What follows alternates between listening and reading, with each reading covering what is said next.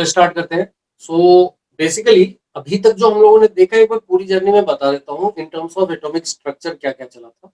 Start किया था हम लोगों ने पुरानी कहानियों को छोड़ देते डाल्टन की एटॉमिक थ्योरी से, when atom was the smallest integral part, and then discharge tube experiment हुए, और उसके बाद followed by Thomson's atomic model, जिसमें बताया गया कि there are something called electrons which are negatively charge and the remaining part are positively charge, and positively charge एक uniformly distributed sphere होगा जिसके अंदर इलेक्ट्रॉन्स आर एम्बेडेड, है ना। तो that was Thomson's model.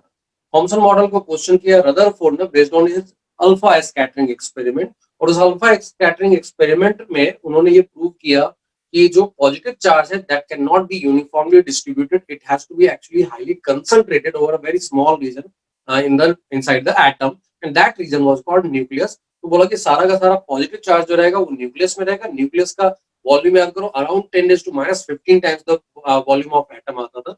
So that was one part. And उन्होंने बोला कि इलेक्ट्रॉन जो है, फिर उन्होंने अपने मॉडल में जिसका नाम प्लेनेटरी मॉडल था, उसमें उन्होंने बताया कि electron is going to revolve around the nucleus in uniform circular motion, and इस पूरे मॉडल को प्लेनेटरी मॉडल नाम दिया, क्योंकि प्लेनेट में प्लेनेटरी सिस्टम या सोलर सिस्टम में ऐसे ही होता है कि सन के अराउंड जो प्लैनेट्स होते हैं वो रिवॉल्व करते हैं, and the required centripetal force will be provided by the electrostatic force of attraction here, because electron is negatively charge, nucleus is positively charge. ये कहानी हो गई।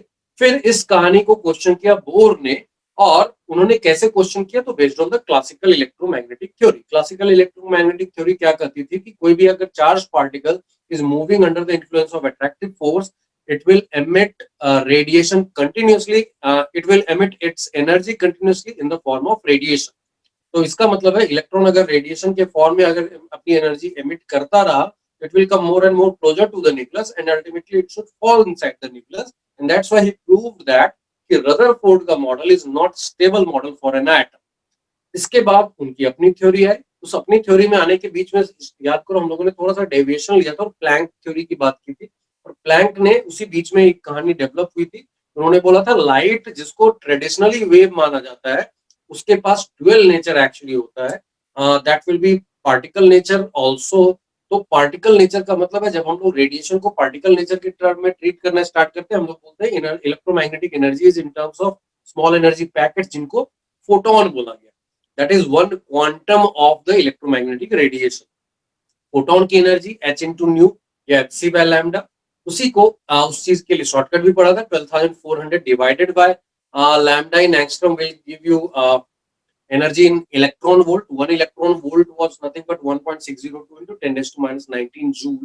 तो ये एक एनर्जी की यूनिट भी पड़ी थी। इसमें मैंने बताया था कि इसमें सिर्फ प्लैंक का कंट्रीब्यूशन नहीं था, आइंस्टीन का भी कंट्रीब्यूशन था, और इनफैक्ट एक तरीके से समझो तो आइंस्टीन का कंट्रीब्यूशन ज्यादा था, क्योंकि प्लैंक ने इसको कन्फाइंड रखा था for just one phenomenon which was called black body radiation. But around 20 years के बाद, 20-30 इयर्स के बाद आइंस्टीन ने प्रूव किया कि ये जो प्लैंक ने अजम्पशन लिया that is not specific to just one phenomenon, it is universal phenomenon, and we need to use this particle nature of radiation और electromagnetic radiation wherever it will be required। जैसे Einstein ने इस चीज को photo electric effect के लिए use किया, जिसकी बात आज हम लोग करने वाले हैं डिटेल। लेकिन साथ ही साथ इसी डेवलपमेंट को फॉलो किया बोर ने भी अपने एटॉमिक मॉडल में, और बोला कि there are something called stationary orbits, जिनमें अगर इलेक्ट्रॉन मूव करते हैं as long as they remain inside a particular stationary orbit, they are not going to lose or gain any energy, and that's why electron जो है वो continuously revolve कर रहे हैं, और फिर भी they are not emitting any radiation, but radiation will be emitted if electron is moving from a higher energy stationary orbit to a lower energy stationary orbit। तो ये कहानी उन्होंने समझाई। इस कहानी में एक गड़बड़ी ये थी कि उन्होंने एक चीज यूज की, वो गड़बड़ी भी समझ लो, वो आगे के लिए गड़बड़ी होगी, that was one of the drawback.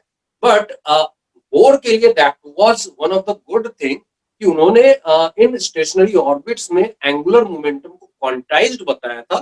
बोला था angular momentum in a particular stationery orbit will always be integral multiple of h by 2 pi। He was not having any explanation for that assumption, but उन्होंने कहा ऐसा लेके observe result जो आते हैं वो मैच करते हैं। ऑब्जर्व रिजल्ट क्या थे, तो बोर मॉडल के ठीक बाद हम लोगों ने स्पेक्ट्रम का कंसेप्ट समझा था, उसमें स्पेक्ट्रल लाइंस की बात की थी, सीरीज ऑफ स्पेक्ट्रल लाइंस की बात की थी, like Lyman series, Balmer series, ये सब चीजें, Paschen series, Brackett series, Pfund series, Humphreys series, इन सब की बात हम लोगों ने की थी। इन सब सीरीज को जो देखा जा रहा था, ऑब्जर्व किया जा रहा था टाइम टू टाइम, बहुत पहले से 1880 से ही उन चीजों को Bohr was the first person was able to explain it. मतलब बोर के हिसाब से जो कैलकुलेशन आया और वो जो ऑब्जर्वेशन की बेसिस पे एक there was something called Rydberg formula, वो दोनों ऑलमोस्ट मैच कर रहे हैं, and that was one of the positive part of Bohr's model. लेकिन इस कहानी में आगे जो हम लोग बढ़ने वाले हैं, why it was question again, there were two theories which came after Bohr's model. One was de Broglie's dual nature of matter की बात की गई, एंड दूसरा था हाइजेनबर्ग अनसर्टेनिटी प्रिंसिपल। इनकी भी बात आगे करेंगे कि ये आने की वजह से क्या हुआ ऐसा कि बोर का मॉडल फेल हो गया, या फिर नई थ्योरी के लिए कौन सा नया एक पूरा ब्रांच डेवलप हो गया, उसकी बात भी करेंगे।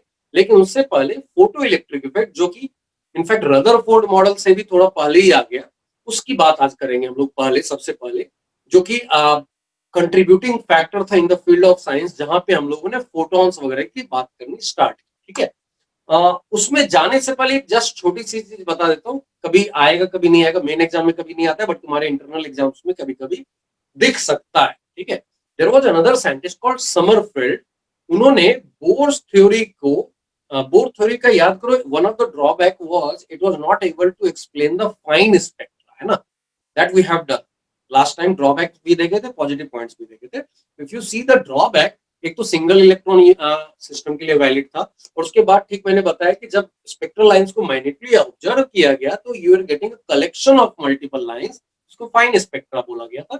फाइन स्पेक्ट्रा को एक्सप्लेन करने की कोशिश की समरफील्ड ने, कोई अलग से थ्योरी नहीं दी, उन्होंने जस्ट एक एक्सटेंशन दिया कि कुछ चीजें और ऐड कर दो तो may be you can explain the fine spectra. ठीक है, दो तीन पॉइंट में सिर्फ बात करेंगे और फिर हम लोग फोटो इलेक्ट्रिक इफेक्ट पे चले जाएंगे। सो एक जस्ट छोटा सा पॉइंट कवर कर रहे हैं।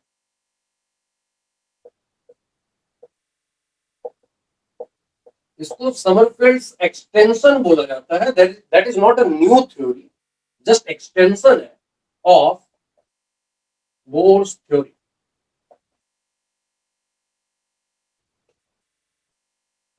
ठीक है, इसमें उन्होंने क्या बोला कि ये फाइन स्पेक्ट्रा एक्सप्लेन करने का एक रास्ता हो सकता है, और वो रास्ता क्या है, किसी एक ऑर्बिट में after the first orbit electrons might be following multiple paths. Bore ने क्या बोला, फर्स्ट ऑर्बिट भी एक सर्कुलर पाथ है, सेकंड ऑर्बिट भी एक सर्कुलर पाथ है, थर्ड ऑर्बिट भी एक सर्कुलर पाथ है, इन जनरल सारे ऑर्बिट्स एक एक सर्कुलर पाथ है। इन्होंने कहा नहीं, ऐसा नहीं है। If you want to explain the concept of fine spectra, what you have to consider, if you are talking about first orbit, it is just one circular path, but if you are talking about second orbit, it will be having two paths, one will be circular and another will be elliptical. ठीक है, if you are talking about third orbit, there will be one circular and two elliptical paths. In general, if you are talking about nth orbit, there is just one circular path in that orbit and remaining n minus one path, मतलब total nth orbit में n type के path हो सकते हैं, उसमें से एक circular होगा और बाकी सारे जो होंगे वो एलिप्टिकल। ठीक है, इस चीज को समझो कि ये अभी हम लोग क्लासिकल मैकेनिक्स की बेसिस पे काम कर रहे हैं, लेकिन आगे जाकर जब मैं लेटेस्ट मॉडल बताऊंगा तो वहां पर ऐसा ही मिलता जुलता कुछ और भी मिलेगा। They were trying to get the actual thing, but they were not reaching because उनके पास एक्चुअल मोड ऑफ साइंस था ही नहीं। They were talking about everything with classical mechanics, जबकि बाद में जो क्वांटम मैकेनिक्स आया उसकी बेसिस पर इन चीजों को एक्सप्लेन किया गया। बट सोचो कितने विजनरी थे कि उस टाइप की very close to those things these scientists were able to reach at that place without knowing the actual, मतलब लेटेस्ट साइंस जो क्वांटम मैकेनिक्स का आया उसके ठीक पहले क्लासिकल मैकेनिक्स की बेसिस पर ही they were trying to get all these things। ठीक है, and they were considered to be quite successful। Sommerfeld को कभी भी नोबेल प्राइज नहीं मिला, but if you see the list of the followers and the students of this scientist, बहुत सारे Nobel prize winner मिलेंगे तुमको भर के। तो in the field of science अगर देखोगे as a teacher, as a head of department and all this type of things, अगर तुम देखोगे तो उनके फॉलोअर्स, इनके स्टूडेंट्स की लिस्ट में ऐसे दो बहुत बड़े साइंटिस्ट हैं जिनके बहुत सारे students and followers and lab assistant and समझ लो कलीग्स, ऐसा कर लो कि ऐसे दो साइंटिस्ट थे, एक जे थॉमसन जिन्होंने इलेक्ट्रॉन की डिस्कवरी की और थॉमसन मॉडल दिया, और दूसरे समरफील्ड। इन दोनों के बहुत सारे फॉलोअर्स एंड स्टूडेंट्स थे जिनको भर भर के नोबेल प्राइज मिले। हाँ, थॉमसन के पास एडिशनल एडवांटेज ये था कि थॉमसन को खुद भी नोबेल प्राइज मिला, समरफील्ड को दूसरे अवार्ड्स तो मिले, बट नोबेल प्राइज का, ठीक है, बट इनके बहुत सारे स्टूडेंट्स को नोबेल प्राइज। सो इस थ्योरी में क्या कहा गया, there were two three things. पहली चीज, ये एक्सटेंशन क्यों आया, just to explain the concept of fine spectrum, ठीक है। First point right now, this extension was for explaining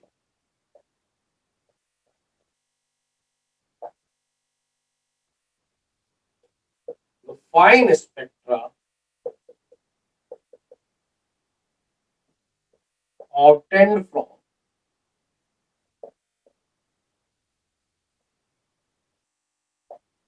atoms or ion,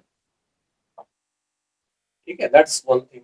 दूसरी चीज क्या थी, कैसे एक्सप्लेन किया, तो इन्होंने बोला कि nth पाथ में, मतलब other than the first orbit, बाकी सारे ऑर्बिट्स में electrons can have multiple paths. So except first orbit, electron might describe multiple paths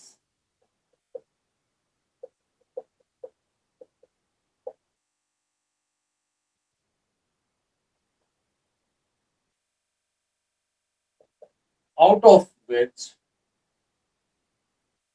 one is circular and others are elliptical. Elliptical क्या होता है, any idea what is elliptical? Math वालों को ज्यादा idea रहता है, एलिप्स पूरा एक चैप्टर पढ़ाते हैं उनको। वो अंडे का जैसा शेप होता है, ठीक है, इट्स लाइक elliptical बोले तो ऐसा। तो कहा जाता है कि circle is special case of ellipse, जब ये और ये बराबर हो जाए तो यू गेट सर्कल। तो circle is special case of ellipse, तो उन्होंने बोला there is one special case, बाकी सब जनरल एलिप्स है। सो क्या बोला, n nth orbit electron has one circular path and n minus 1 elliptical paths.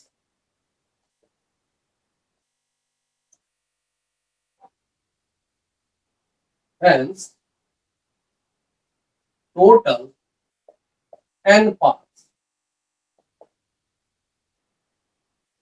Is it okay? Any doubt? Sir last क्या बोला कि मान लो चौथे ऑर्बिट में है, तो इसके पास चार टाइप के पाथ हो सकते हैं, उसमें से एक सर्कुलर होगा, बचे हुए तीन एलिप्टिकल होंगे, तो टोटल कितने हो गए, चार हो गए ना।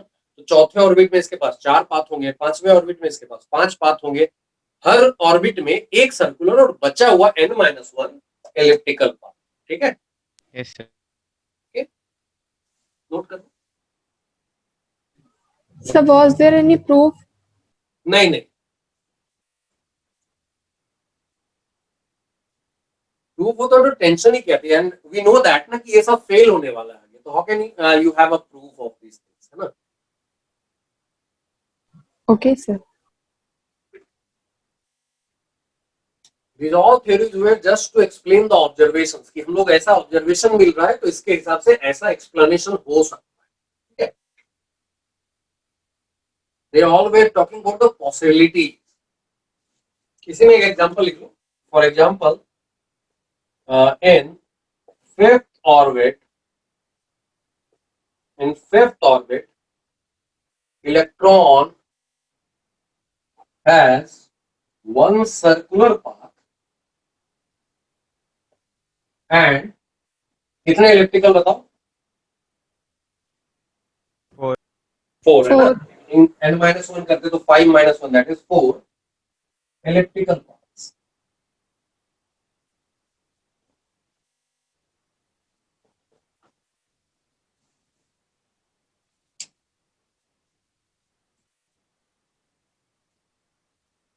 Sir how can one electron have multiple path?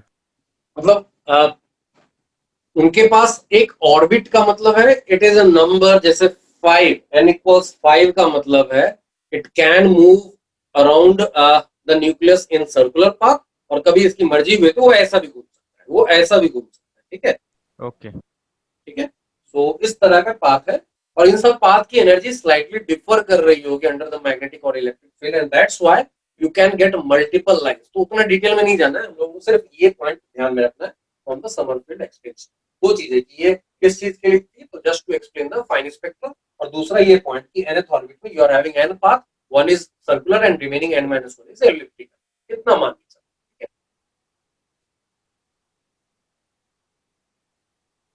ठीक है, तो दैट वाज समरफील्ड एक्सटेंशन, ये कोई नई थ्योरी नहीं है, just it was an extension of both.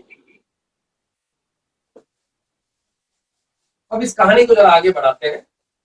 जैसा मैंने बताया कि इनफैक्ट आगे की जगह हम लोग थोड़ा पीछे जा रहे हैं कि बोर की थ्योरी आने से पहले ही ये फोटो इलेक्ट्रिक इफेक्ट की थ्योरी आई थी।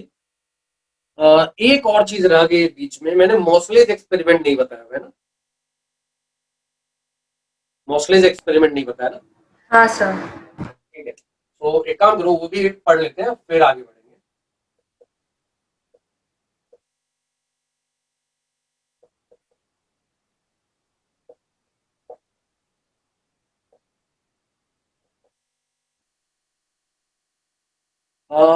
एक रिजल्ट जो मैंने तुमको बता दिया डायरेक्टली, उसका वो रिजल्ट आया था यहां से। पहले क्लास में याद करो मैंने बताया था atomic number is equal to number of protons inside the nucleus, है ना, ये चीज बताई थी मैंने। Yeah, sir. But before this experiment ऐसा किसी को नहीं पता था, दे वर नॉट नोइंग कि ये एटॉमिक नंबर का ऐसा कुछ सिग्निफिकेंस है।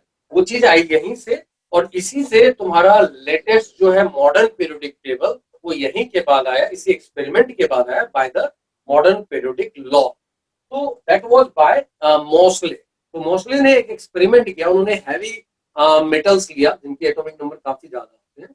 इस एक्सपेरिमेंट से पहले भी एटॉमिक नंबर वर्ड एग्जिस्ट करता था, but it was just the placement of element in the periodic table. पहले नंबर पर जो आया उसका एटॉमिक नंबर 1 है, दूसरे नंबर पर जो आया उसका एटॉमिक नंबर 2 है, एंड सो ऑन। ठीक है, that was the only interpretation of atomic number.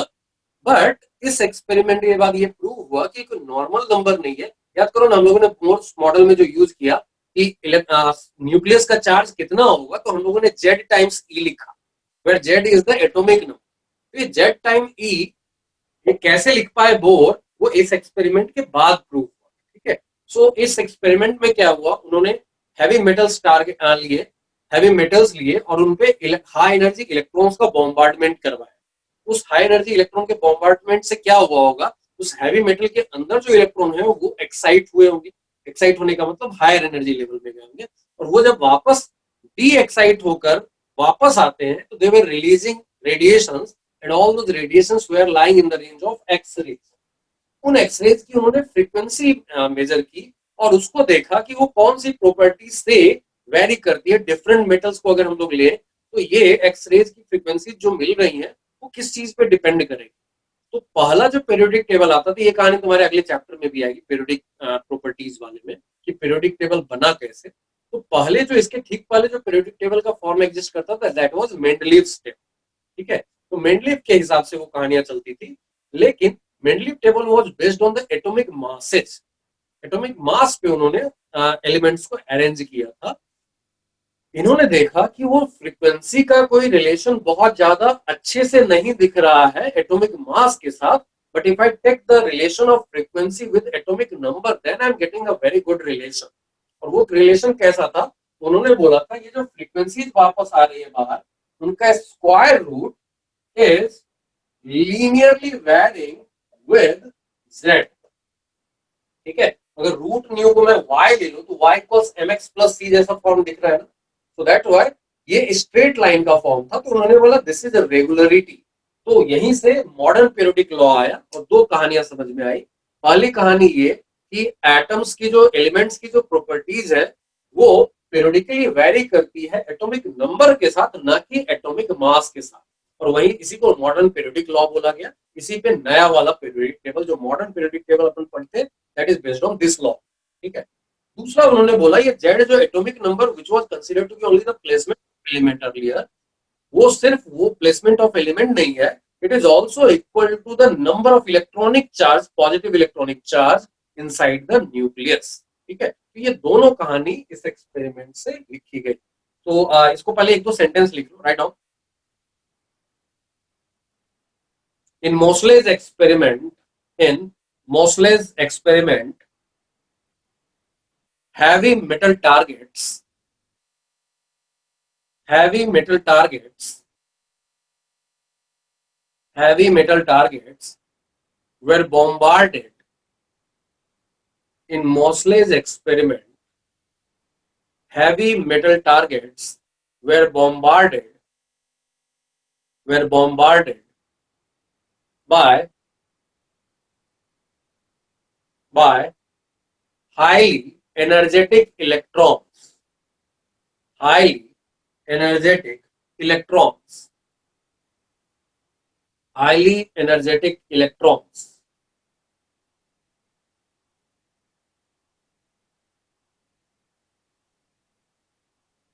As a result, electrons of these metals were excited. As a result, electrons of these metals were excited to higher energy states. To higher energy states.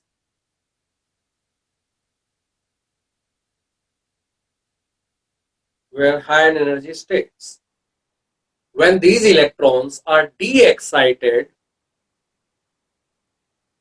when these electrons were de-excited, higher में जाएगा तो naturally वापस आना चाहेगा ground state में, इसी को D excitation बोलते हैं। तो when these electrons were de-excited,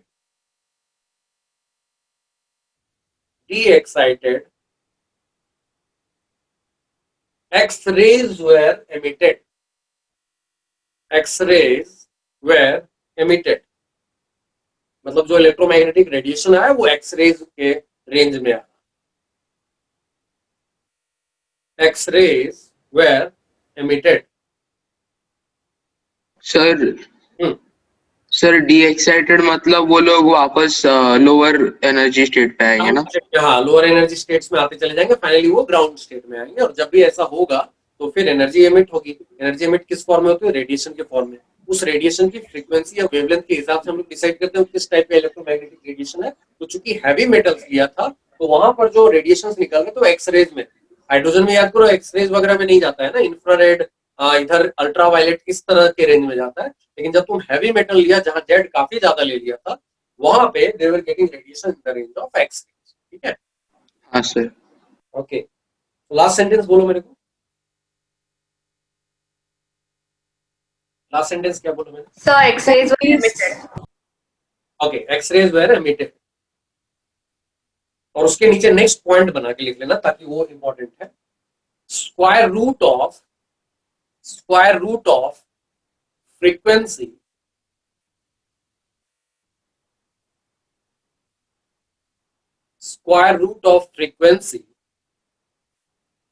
of these radiations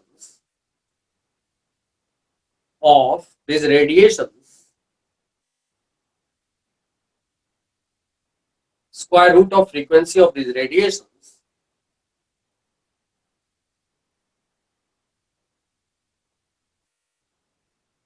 are found to be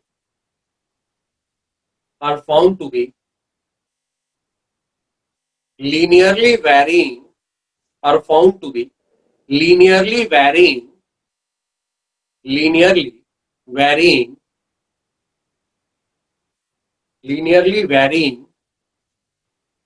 with the atomic number in bracket Z, with the atomic number in bracket Z bracket close of the elements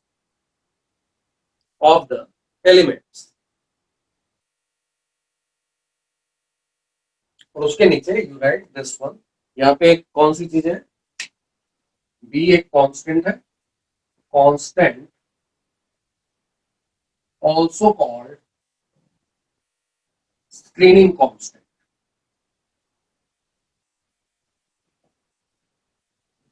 This is also constant. This is atomic number of element. This is a constant. Nu जो है, this nu is frequency of radiation.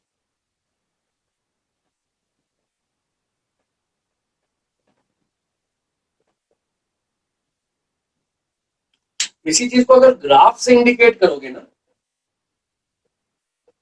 जैसा मैंने बताया था root nu और z का relation y equals M X plus C जैसा है, तो ये ग्राफ कुछ ऐसा कट करेगा, लीनियर है।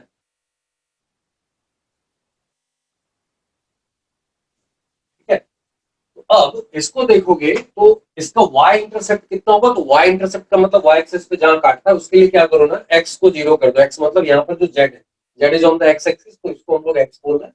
इसको 0 करते हैं, देखो रूट न्यू क्या आया, तो माइनस ए बी आया। So this point is minus A B. ये पॉइंट क्या रहेगा, ये कहां पे कट रहा है, तो ये z इक्वल्स बी पे कटेगा। ठीक है, और यहां जो एंगल बनेगा थीटा, हम लोग बोलेंगे tan थीटा इज ए। तो ग्राफ से अगर क्वेश्चन दिए जाए तो इस तरह के क्वेश्चन हो सकते हैं कि इस तरह का ग्राफ बना दिया जाए, तुमसे ए और बी के वैल्यू पूछ लिए जाए, या फिर जेड के कितने वैल्यू के लिए न्यू कितना आएगा वो पूछ लिया।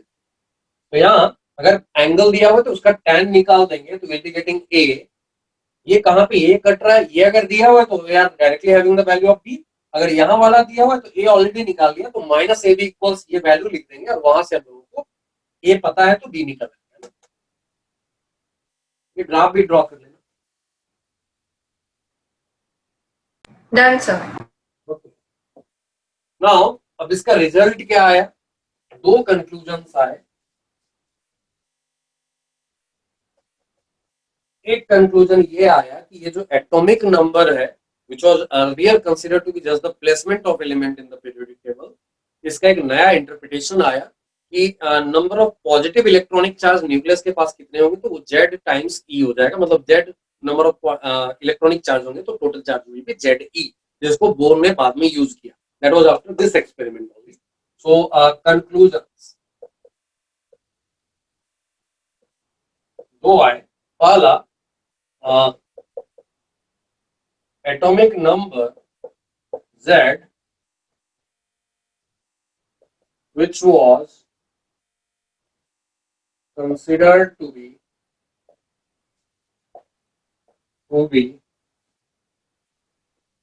only the placement of element in periodic table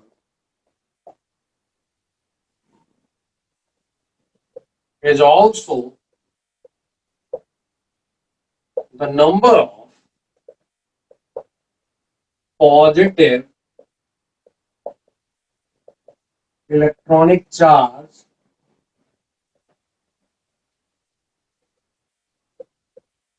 inside the nucleus.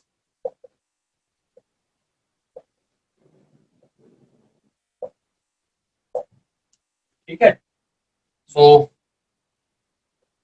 Charge of nucleus कितना होगा, that will B Z times E। ठीक है, और E का value 1.602 into 10⁻⁻⁹ where E is 1.602 into 10⁻⁻⁹. Z times E is the charge of nucleus. That is one part. दूसरी चीज है properties of elements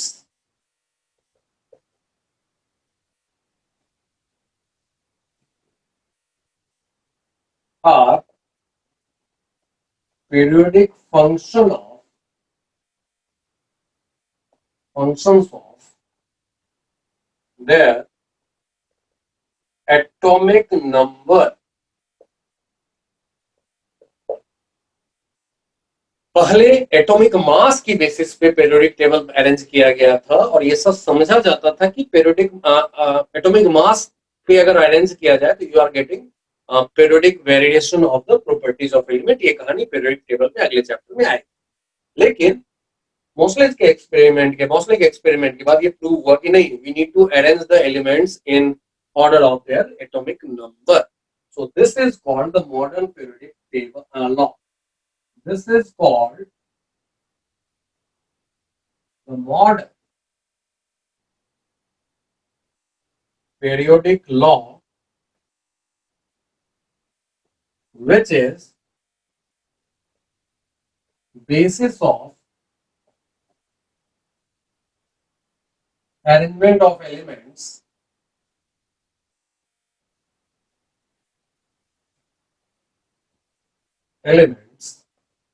in modern periodic table। ठीक है, तो ये दो कंक्लूजन आए, नोट कर जाओ, कहीं डाउट है तो पूछ लो। ये कहानियां बीच की छोटी छोटी कहानियां थी जो मैंने तुमको बता दी। अब आते हैं एक इंपॉर्टेंट टॉपिक पे। और ये टॉपिक भी पहले मैंने जैसा बताया साइंटिफिकली ये बोर्स या रदरफोर्ड के मॉडल के पहले ही आ गया था। That is called photo electric effect.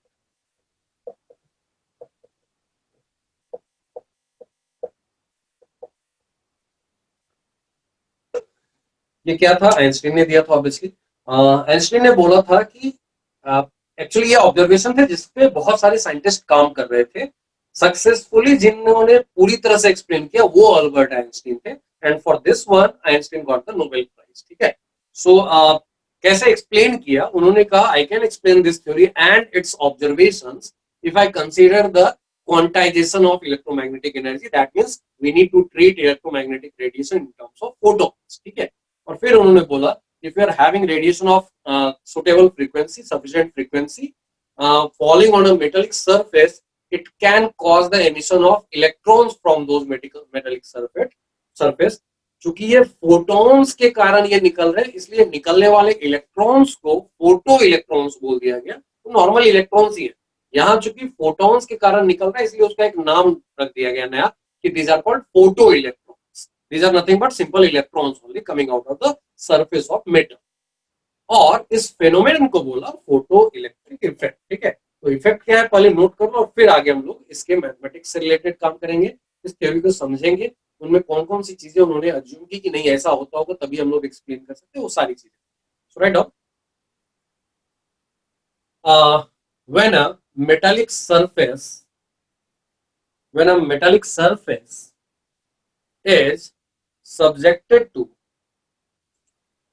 is subjected to when a metallic surface is subjected to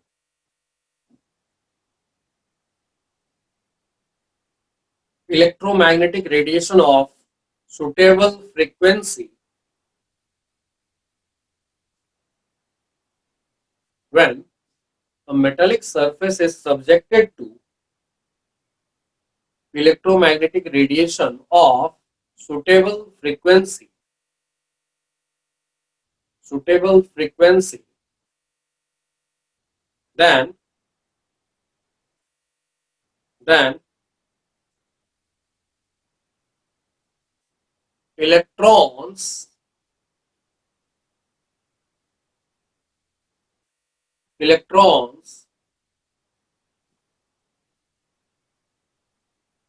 electrons can come out of the metallic surface. Electrons can come out of the metallic surface. These electrons are termed as photoelectrons. These electrons are termed as photoelectrons, and the phenomenon is called photoelectric effect. These electrons are termed as photoelectrons, and the phenomenon is called photoelectric effect.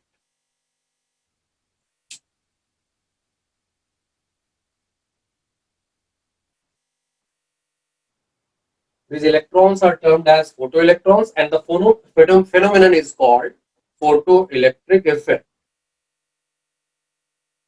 Photoelectric effect. इस effect को explain करने के लिए जैसा मैंने बताया, Einstein ने dual nature of electromagnetic radiation use किया. That means we need to treat it like collection of photons, तभी जाके हम लोग इसको कर पाएंगे. So write on next point, the photoelectric effect and its observations. The photoelectric effect and its observations and its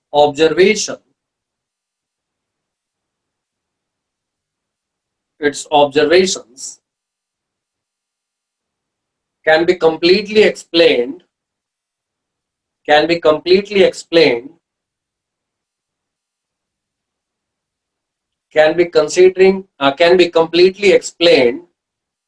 by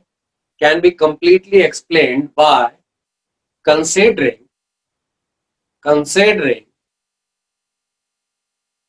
the dual nature of electromagnetic radiations.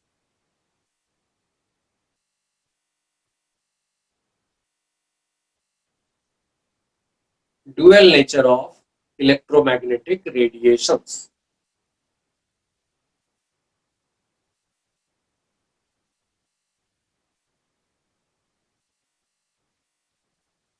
Hence,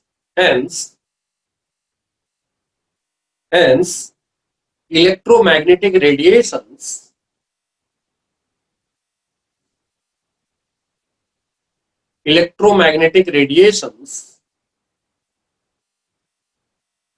are treated here electromagnetic radiations are treated here as collection of photons. Are treated here as collection of photons.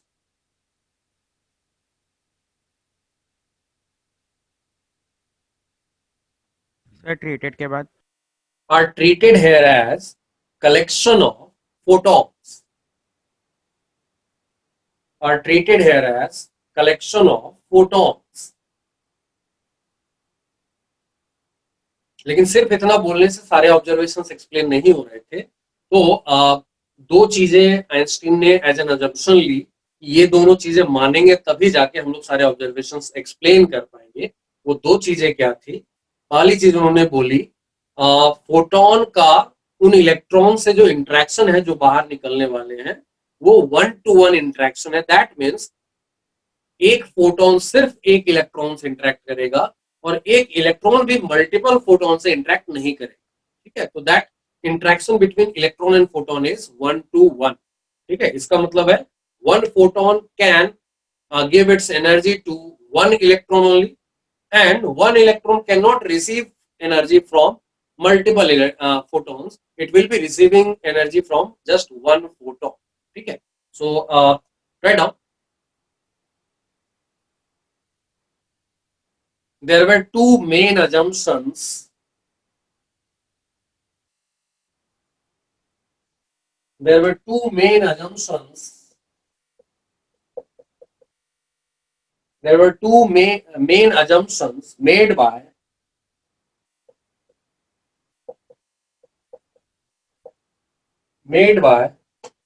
Einstein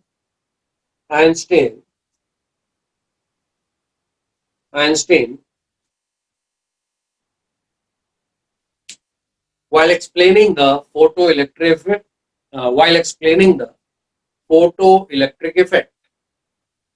There were two main assumptions made by Einstein while explaining the photoelectric effect.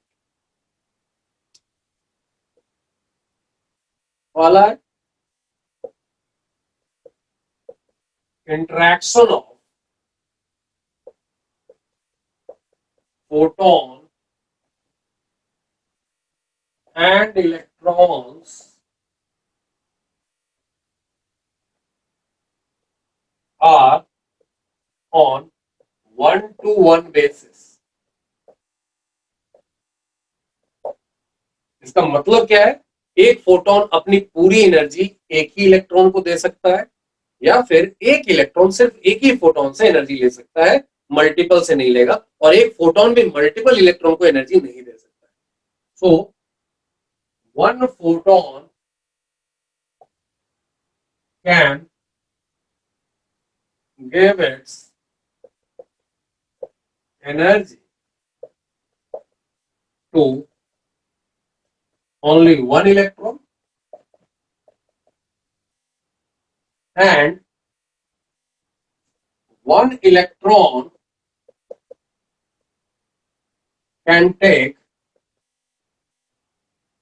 can also take energy of only one photon.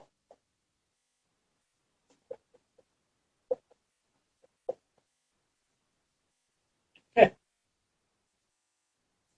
मतलब इसका मतलब क्या है? मान लो एक electron को निकालने के लिए 2 इलेक्ट्रॉन वोल्ट चाहिए तुमको एनर्जी, और कोई फोटोन तुमने भेजा 4 इलेक्ट्रॉन वोल्ट वाला, तो इसका मतलब ये नहीं कि वो दो इलेक्ट्रॉन निकाल देगा, वो पूरी की पूरी एनर्जी एक ही इलेक्ट्रॉन को देगा, वो 2 खर्च करेगा बाहर निकलने में, और बचा हुआ 2 इलेक्ट्रॉन वोल्ट उसकी काइनेटिक एनर्जी हो जाएगी out of the metallic surface. समझ में आया क्या जो मैंने बोला? Yes, sir. Sir last.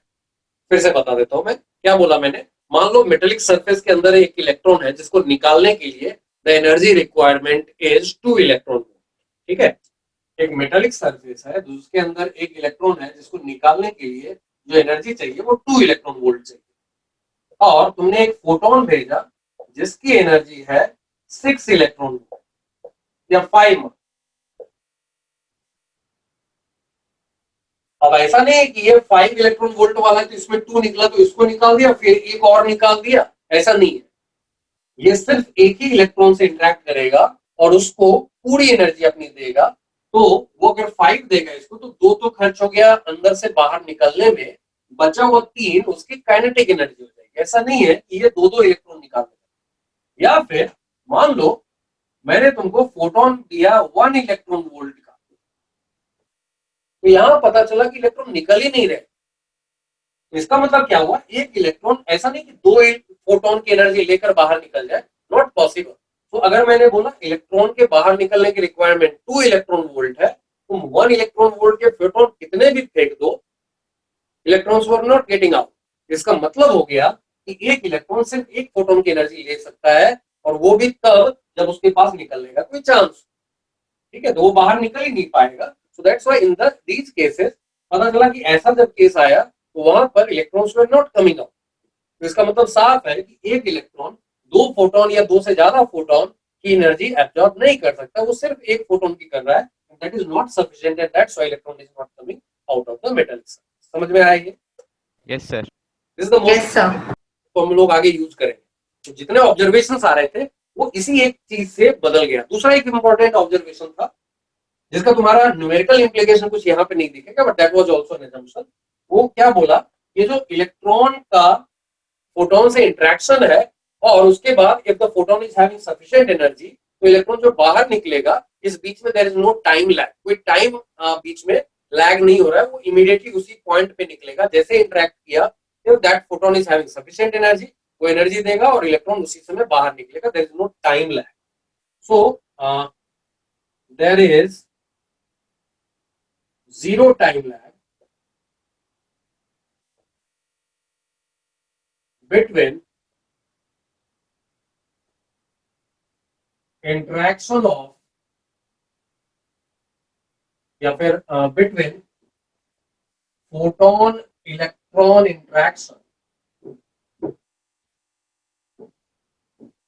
interaction and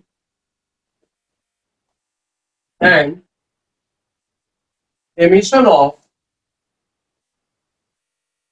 electron from metallic surface।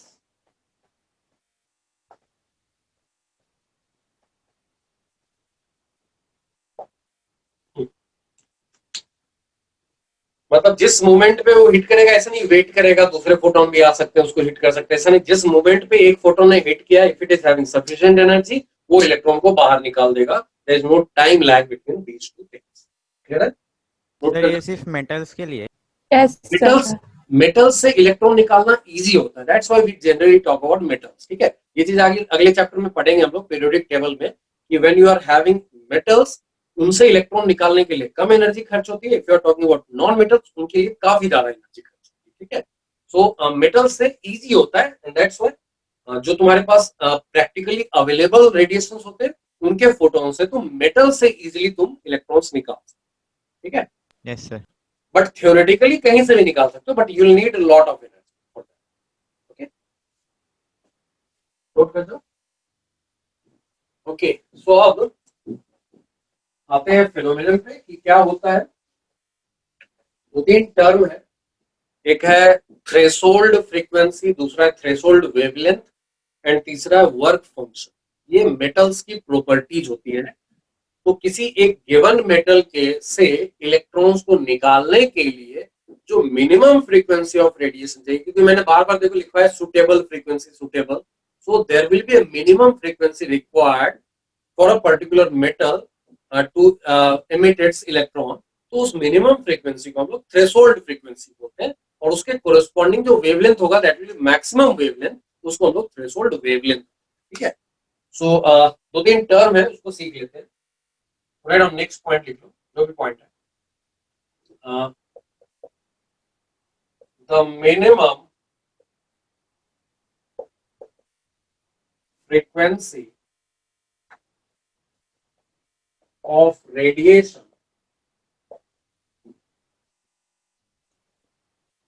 required to cause emission of photoelectron from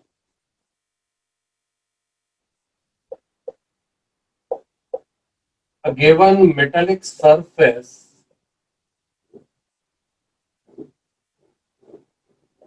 is called the threshold frequency of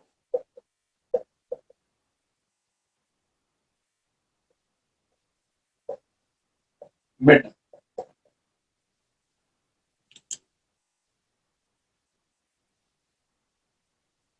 Okay, और इसी के corresponding जो maximum wavelength होगा, that will be called threshold wavelength. The corresponding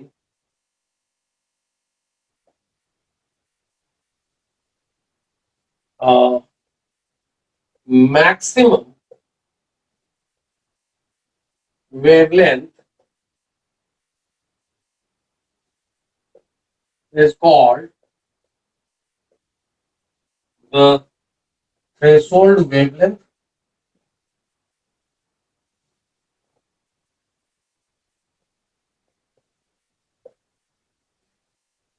of metal. And इन्हीं से related अब ये जो मिनिमम फ्रीक्वेंसी वाला फोटोन होगा, मतलब थ्रेशोल्ड फ्रीक्वेंसी के बराबर फ्रीक्वेंसी वाला जो फोटोन होगा, उसकी एनर्जी को हम लोग बोलते हैं वर्क फंक्शन ऑफ द। ठीक है, तो पहली बात यहाँ पर क्या हो गया, अगर हम लोग न्यू नॉट बोलते हैं फ्रीक्वेंसी को और लैम्डा नॉट बोलते हैं वेवलेंथ को, तो हम लोग क्या लिखेंगे, lambda naught will be c upon nu naught, है ना, ये रिलेशन पढ़ा था ना, lambda is c upon nu, है ना, तो दैट्स व्हाई, तो यहाँ पर हम लोग बोल सकते हैं, यहाँ पे तो ये भी लिख सकते हैं nu naught is c by lambda. यहाँ पे nu naught is threshold frequency of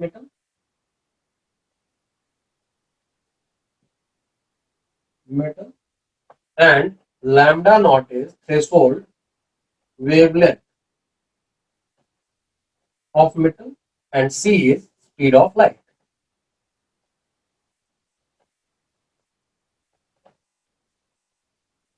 note कर जाओ, कहीं डाउट है तो पूछ लो। तो मिनिमम और मैक्सिमम नहीं समझा मुझे। आप ये रिलेशन देखो, lambda is c upon nu बोलते हैं ना, Yes. तो न्यू जितना कम होगा लैम्डा उतना ज्यादा होगा ना.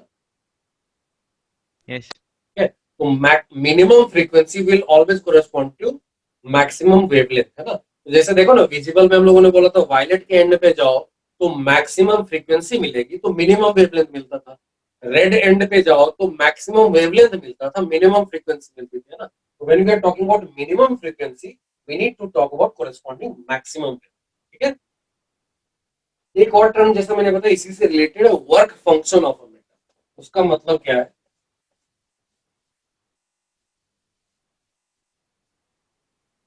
सो वर्क फंक्शन इसको इंडिकेट करते हैं हम लोग फाई से. फाई बोलते हैं इसको. Work function of a metal is the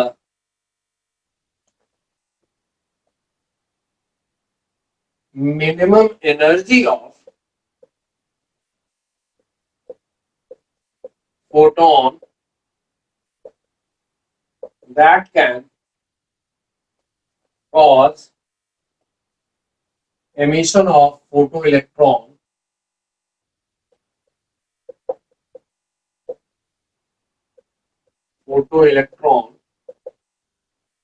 from the given metal surface. ठीक है. तो ये फाई कितना होगा? तो मिनिमम फ्रीक्वेंसी जो चाहिए थी वो न्यू नॉट था, तो उस फ्रीक्वेंसी वाला जो फोटोन होगा that will be equal to the work function of the metal, है ना. दैट्स व्हाई फाई को क्या लिख दिया? It can be written as h times nu naught, और न्यू नॉट को हम लोग लिख सकते हैं h c upon lambda not.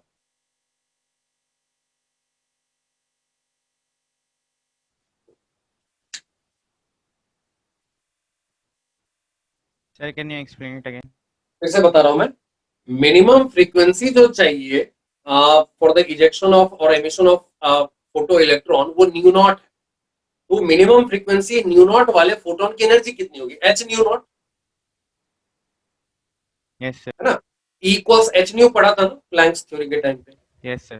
तो एक फोटोन जो न्यू नॉट वाली फ्रीक्वेंसी वाला है उसकी एनर्जी कितनी होगी? H nu naught, Yes, sir. है ना. तो वो फोटोन जो मिनिमम एनर्जी का photon that can cause the emission of photo electron will have energy equal to h nu naught, है ना. Yes, sir. तो उसी एच न्यू नॉट को क्या बोल दिया? That will be called work function. अब उसको एच न्यू नॉट लिखो या h c by lambda naught लिखो, दोनों बराबर है. यहाँ पर nu naught is threshold frequency, lambda naught is threshold wavelength and phi is the work function of metal. Clear है?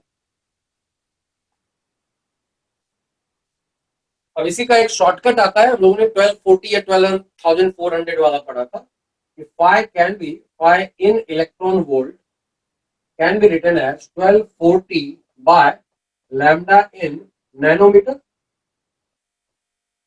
or it can also be written as 12,400 divided by lambda in angstrom. ये तो shortcut हम लोगों ने पढ़ा था. किसी photon का अगर लैम्डा एनम में दिया हो रहा है तो उसका फाई उसकी एनर्जी कितनी होगी? तो इतनी होगी, है ना. ये चीज पढ़ी हुई है पहले.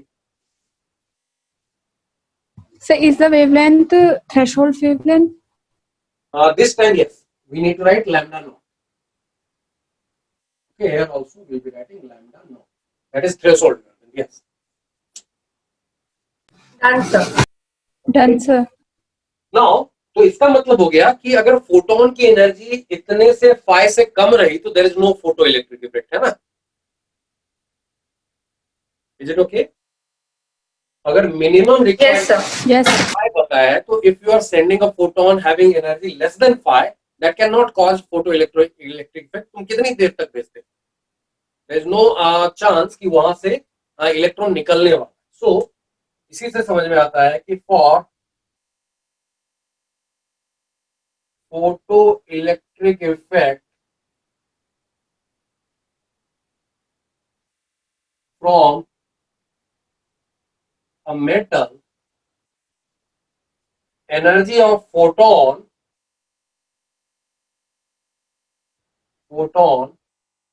must be greater than phi of metal.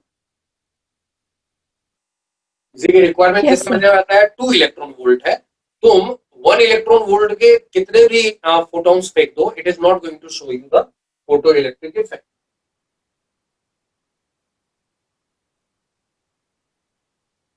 So energy of photon less than 5 of metal, no photoelectric effect. Greater than पे there will be photoelectric effect, और जो बाहर इलेक्ट्रॉन निकलेगा उसकी काइनेटिक एनर्जी कितनी होगी, इन दोनों के डिफरेंस के बराबर, है ना. Yes, sir. Okay, so that gives you the equation of this section. तो पहले ये इंश्योर करना है और उसके बाद क्या इंश्योर करना है, if energy of photon, मैं ऐसा लिख रहा हूँ, E of photon, that is energy of photon is greater than phi of metal, then kinetic energy maximum kinetic energy photo electron की क्या हो सकती है, so that will be E of photon minus phi of metal.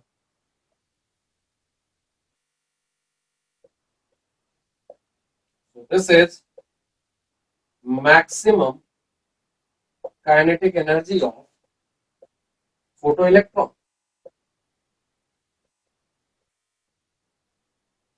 यहां maximum क्यों लगाया है, क्योंकि इलेक्ट्रॉन अगर बिना किसी कॉलिजन के बाहर निकल गया तो उसकी काइनेटिक एनर्जी इतनी होगी, बट हो सकता है बीच में वो टकरा रहा, तो टकराने में it can lose some energy also, so उसकी काइनेटिक एनर्जी यहां तक हो सकती है या इससे कम होगी, इससे ज्यादा नहीं हो सकती है ना. तो मान लो किसी का 2 इलेक्ट्रॉन वोल्ट है, तुमने 5 इलेक्ट्रॉन वोल्ट वाला फोटोन फेंका है, तो वहां से जो इलेक्ट्रॉन निकलेगा उसकी काइनेटिक एनर्जी 3 इलेक्ट्रॉन वोल्ट तक मैक्सिमम हो सकती है या फिर उससे कम हो सकती है, उससे ज्यादा नहीं. ठीक है. This is work function of metal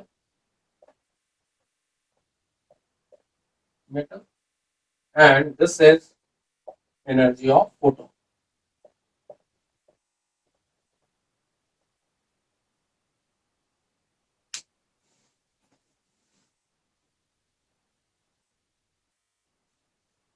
Done, sir. Okay. तो ये एक सिंगल इक्वेशन है इस पूरे फेनोमेनन का. अब इसमें वेरिएशन क्या हो सकते हैं, तो देखो जैसा वर्क फंक्शन को हम लोग लिख सकते हैं h nu नॉट और hc by lambda नॉट, और we can also write this one as 1240 by lambda naught in nm, है ना. यही सब तो वेरिएशन देखा है. और 12,400 by lambda naught in angstrom. इसके लिए क्या वेरिएशन हो सकता है, this can be written as h nu, where nu will be the radiation, actual radiation जो आ रहा है उसका जो actual frequency, that will be h nu. Frequency is nu, so h nu will be the energy of photon, और hc by lambda, और 1240 shortcut में lambda of in nm, और 12,400 by lambda in angstrom. इसके लिए क्या हो सकता है, this can be written as kinetic energy को हम लोग क्या लिख सकते हैं, mv स्क्वायर, है ना. तो मैक्स लिख देंगे mv मैक्स स्क्वायर. ठीक है. तो ये सारे वेरिएशन जो क्वेश्चन में तुमको दिखेंगे. Can you please repeat it again? Okay. Five के ऑलरेडी मैंने बताया, energy of photon is nothing but h new. तो जिसकी फ्रीक्वेंसी न्यू नॉट होगी उसके एनर्जी ऑफ फोटोन कितनी होगी, h nu naught. That's why phi can be written as h nu naught, और nu naught can be written as c by lambda naught, है ना. तो h c by lambda naught उसी का shortcut मैंने ऐसा बताया था. That is for the metal जिसका अगर तुमको if you are knowing the threshold frequency you are already knowing phi. If you are knowing threshold wavelength you are already knowing phi. Threshold wavelength के लिए ये फार्मूला लगाओ, या फिर shortcut में if you have been given lambda naught in nm, use this formula for the shortcut. इतना h into c by lambda naught करने की जरूरत नहीं है, you will be getting the value from this shortcuts. वैसा ही जो photon भेजा गया है उसकी अगर फ्रीक्वेंसी मालूम है तो h into frequency will give you energy of photon actually, है ना. तो nu will be greater than nu naught. Okay, that's one thing. या फिर h nu can be written as sc by lambda. Shortcut lambda if it is given in nm you can use this shortcut, or if lambda is given in angstrom you can use this shortcut to get the energy of photon in wave electron volt, है ना. तो phi in electron volt के लिए ये shortcut है, and energy of photon in electron volt के लिए ये shortcut. Okay, so these are the shortcuts if you Okay, want sir. work function in electron volt, if you want energy of photon in electron volt, इसके लिए ये shortcut है। कभी कभी speed की बात कर सकता है अदर देन काइनेटिक एनर्जी। तो स्पीड के टर्म में काइनेटिक एनर्जी हम लोग जानते हैं ना, half mv square is the kinetic energy, है ना। तो चूंकि काइनेटिक एनर्जी मैक्सिमम की बात करें तो we are talking about v max. Is it okay? Yes, sir. Thank you, sir. These are the possible variations of all these things। इससे related questions भी कर सकते हैं हम लोग, एक दो क्वेश्चन करके देखेंगे। इनफैक्ट तुम देखोगे इससे रिलेटेड आईआईटी जेईई के क्वेश्चन भी तुम आराम से सॉल्व कर सकते हो, एडवांस तक। चलो एक दो क्वेश्चन करके देखते हैं। If work function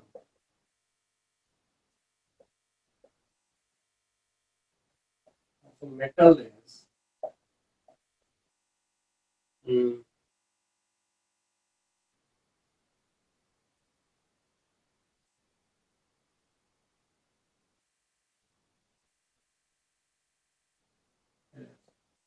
3.1 electron and it is subjected to a radiation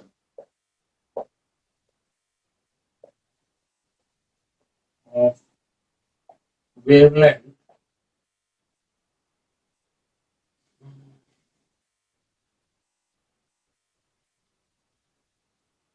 wavelength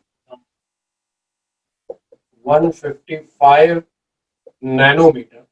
Can you repeat? I had lost connection. Okay, the question I have written this. If work function of the metal is this electron volt and it is subjected to radiation of wavelength 155 nm, then calculate number one, threshold wavelength of metal in nanometer. दूसरा, maximum kinetic energy of photoelectron in electron volt. So let's see the first question. Threshold wavelength चाहिए, phi पता है, तो हम लोगों ने पढ़ा है ना कि phi in electron volt is nothing but 1240 by lambda naught in NM.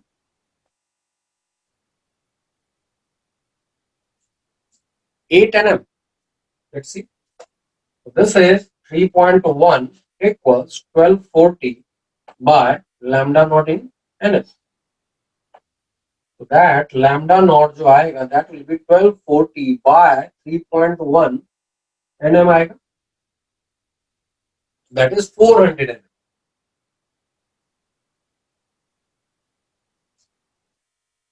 That is the answer for first question. Any doubt? ये तो शॉर्टकट सीखा था ना।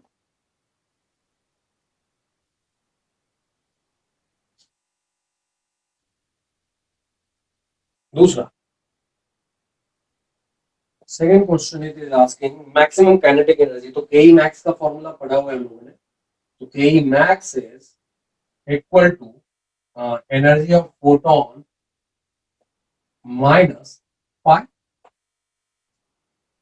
और एनर्जी ऑफ फोटोन निकालने के लिए उन्होंने रेडिएशन का वेवलेंथ दिया हुआ है। तो अगेन वहां से हम लोग निकाल सकते हैं 4.9 miles. Okay, let's see that कि energy of photon is nothing but, अगर इलेक्ट्रॉन वोल्ट में चाहिए तो 1240 बाय दिस थिंग, ये इलेक्ट्रॉन वोल्ट में आ जाएगा ना, that is one thing, and minus phi is 3.1।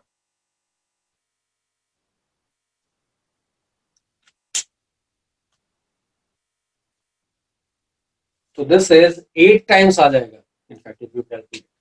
So this is 8 minus 3.1 electron volt.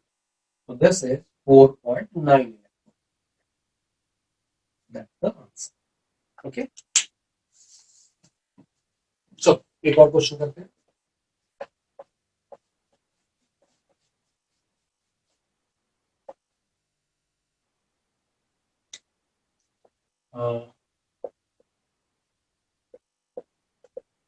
Light of frequency 3.8 into 10 raised to 15 hertz falls on metal surface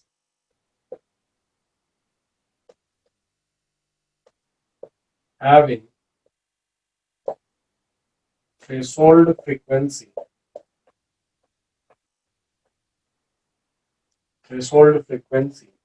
1.8 into 10 raised to 15.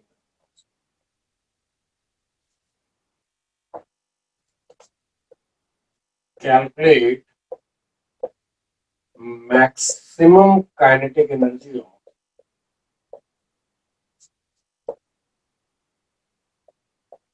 of photon in joule और h का value दिया हुआ है. ऐसे 6.626 होता है, हम लोग 6.6 लेके चल रहे हैं इंटू 10⁻⁻34 और यूनिट होती है joule second.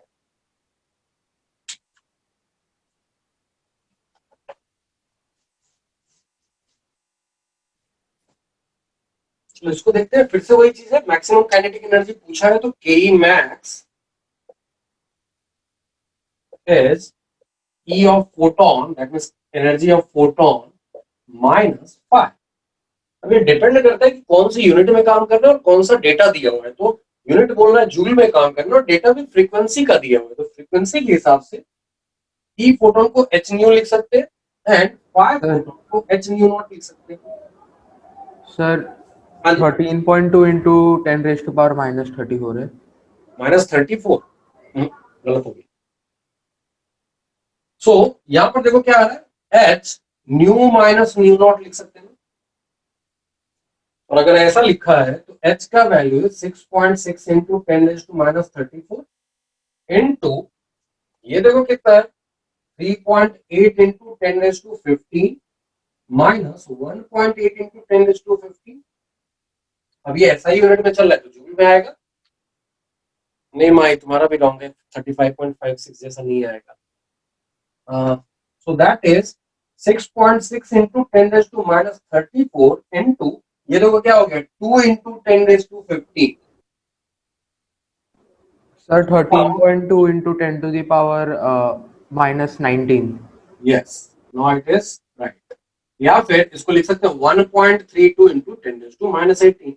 Will see the option किसमें कौन सा ऑप्शन दिया हुआ है. इन दोनों में से जो भी दिया रहेगा that will B right answer. ठीक है. ओके, एक और क्वेश्चन करते हैं.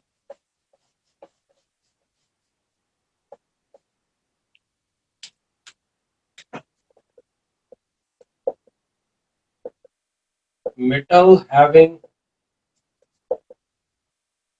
threshold wavelength lambda naught is exposed to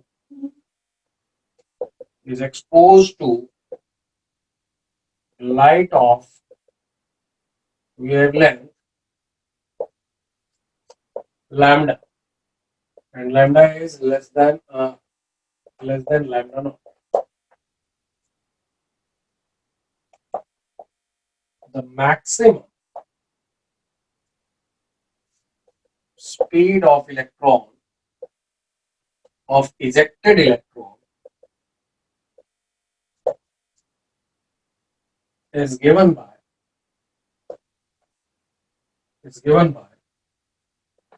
V max is equal to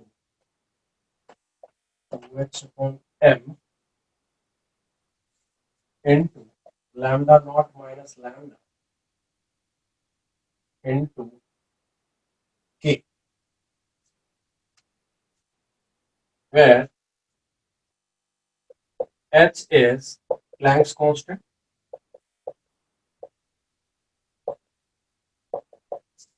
M is mass of electron. Find out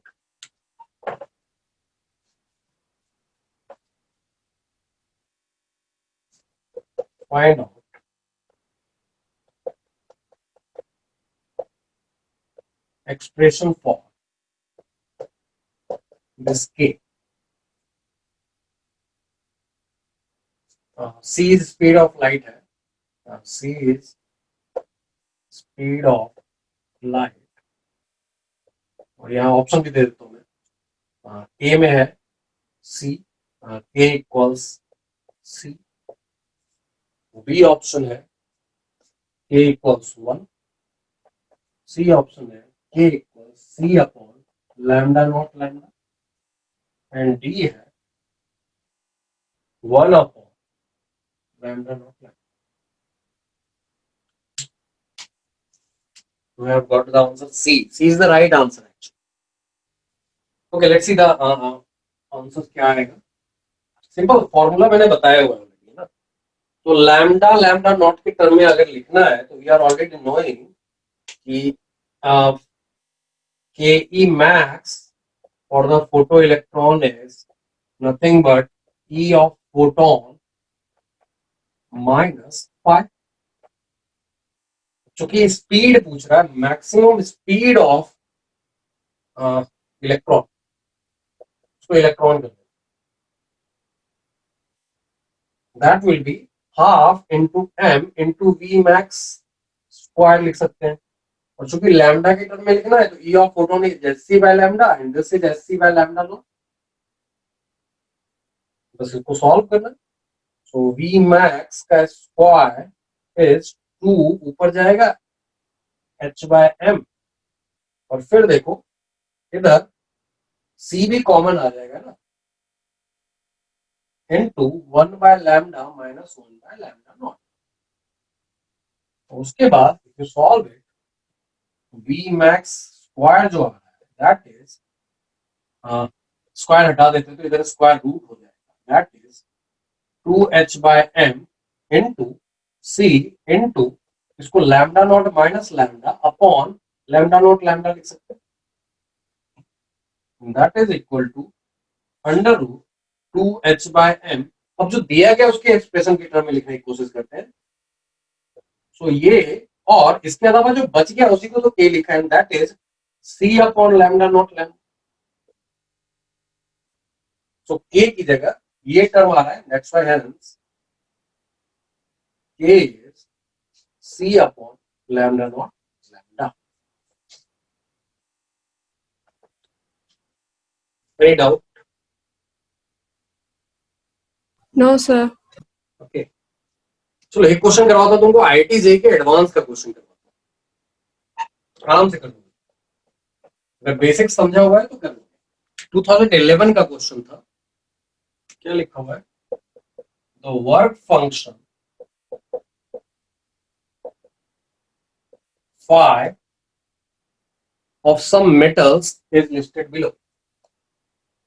Of some metals is listed below.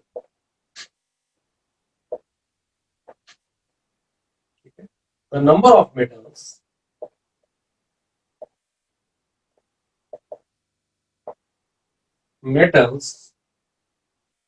which will show photoelectric effect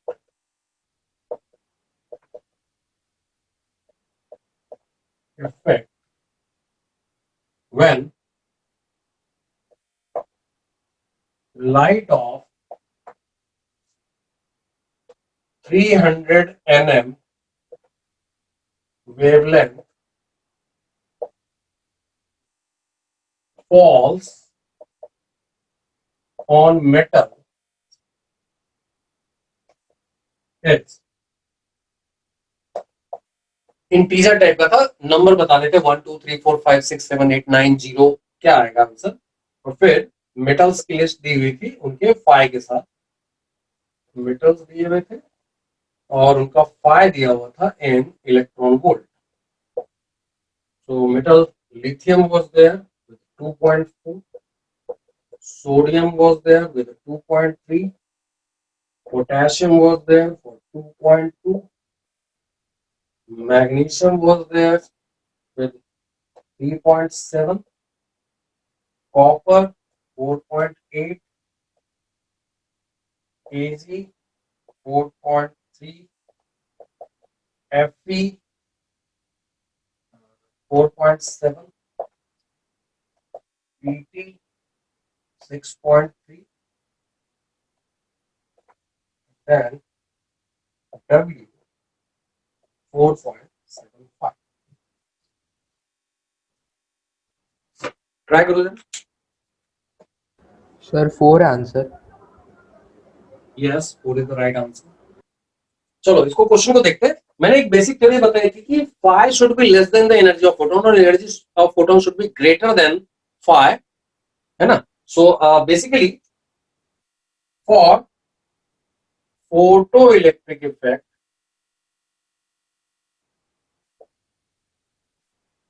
क्या लिखा है हम लोगों ने कि E of photon should be greater than phi.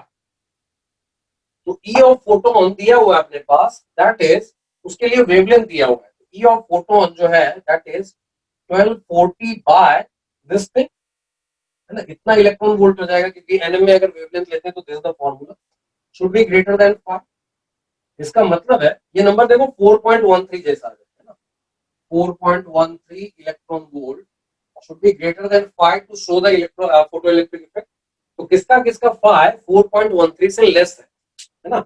उसको देखते हैं. 4.13 से ये कम है तो this will show, this is also less, this will show, this will show, this will show, and these all are greater than 4.13, इसलिए वो लोग शो नहीं करेंगे. ठीक है, तो आंसर वॉज 4. क्लियर है सब लोगों को. हाँ सर. अभी ये एडवांस sir. का क्वेश्चन है. जेई एडवांस में ये क्वेश्चन पूछा था 2011. ठीक है, सो अगर बेसिक्स क्लियर है तो एडवांस रहे, मेंस रहे, मेडिकल रहे, नीट रहे, कोई भी पेपर रहे, you can solve the question. ठीक है. सो अभी हम लोग फोटो इलेक्ट्रिक इफेक्ट की बात कर रहे थे. मैंने बोला जो नेक्स्ट टर्म है that is called stopping potential.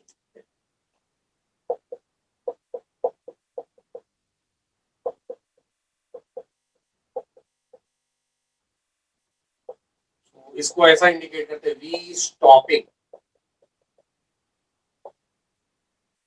Simple सा डेफिनेशन ये है कि किसी भी charge particle, moving charge particle के लिए स्टॉपिंग पोटेंशियल क्या है, that will be the decelerating potential required to stop the motion of the charge particle in general. ठीक है, सो राइट डाउन. एक सेंटेंस लिख लो फिर आगे बढ़ेंगे.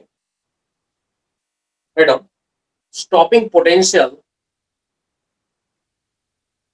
Stopping potential for a charged particle, for a moving charged particle, stopping potential for a moving charged particle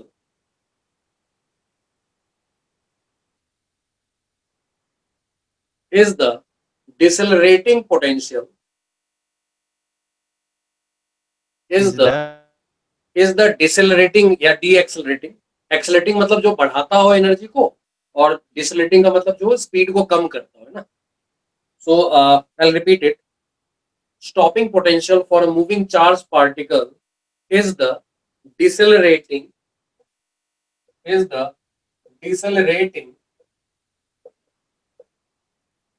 या deaccelerating भी बोलते हैं इसको, और deaccelerating potential required to, deaccelerating potential required to stop its motion, stop its motion, stop its motion, to stop its motion. कितना होगा, तो कभी भी हम लोग किसी भी चार्ज पार्टिकल के लिए हम लोग बात करते हैं, if you are applying a potential तो उसकी काइनेटिक एनर्जी चेंज होगी, वो बढ़ेगी अगर तुमने एक्सेलरेटिंग पोटेंशियल डाला है, अगर तुमने वो कम होगी अगर तुमने डिसेलेटिंग पोटेंशियल डाला। जैसे ध्यान से देखो, पोटेंशियल अप्लाई करने का मतलब क्या है, बाद में इसके फॉर्मूला पे आएंगे। पोटेंशियल अप्लाई करने का मतलब क्या है, जैसे तुमने दो प्लेट रख दी है, उसको बैटरी से कनेक्ट कर दिया, ठीक है, तो इसका कुछ पोटेंशियल रहा होगा, मान लो वी है। अभी बताओ इस प्लेट पे कौन सा चार्ज और इस प्लेट पे कौन सा चार्ज, इस पे कौन सा चार्ज, पॉजिटिव पॉजिटिव। पता चला? Long sir run. वो बड़ी ही है ना। बैटरी से, बैटरी के कनेक्शन से। कनेक्टेड प्लेट पॉजिटिव चार्ज और नेगेटिव, छोटी लाइन के साथ connected plate is negative charge, है ना। Now if I tell you कि एक पॉजिटिवली चार्ज पार्टिकल इधर जाना चाह रहा है, ये प्लेट क्या करेगा उसको, रिपेल। को क्या करता है, रिपेल करता है ना। रिपेल। और ये नेगेटिव प्लेट क्या करेगा इसको, अट्रैक्ट। तो क्या करेगा, इसकी स्पीड को बढ़ा देगा कि कम कर देगा, ये दोनों बढ़ा देगा। बढ़ा देगा ना, क्योंकि जिस डायरेक्शन में जाना चाह रहा है उसी डायरेक्शन में ये पुश कर रहा है, उसी डायरेक्शन में ये पुल कर रहा है ना, इसकी स्पीड बढ़ गई है ना। Yes sir. Yes sir. In this case, for a positively charged particle, this potential is acting as an accelerating potential. वो इसकी स्पीड को बढ़ा रहा है। क्लियर है पॉइंट? Yes sir. तो इसको इस केस में बोलेंगे एक्सेलरेटिंग पोटेंशियल।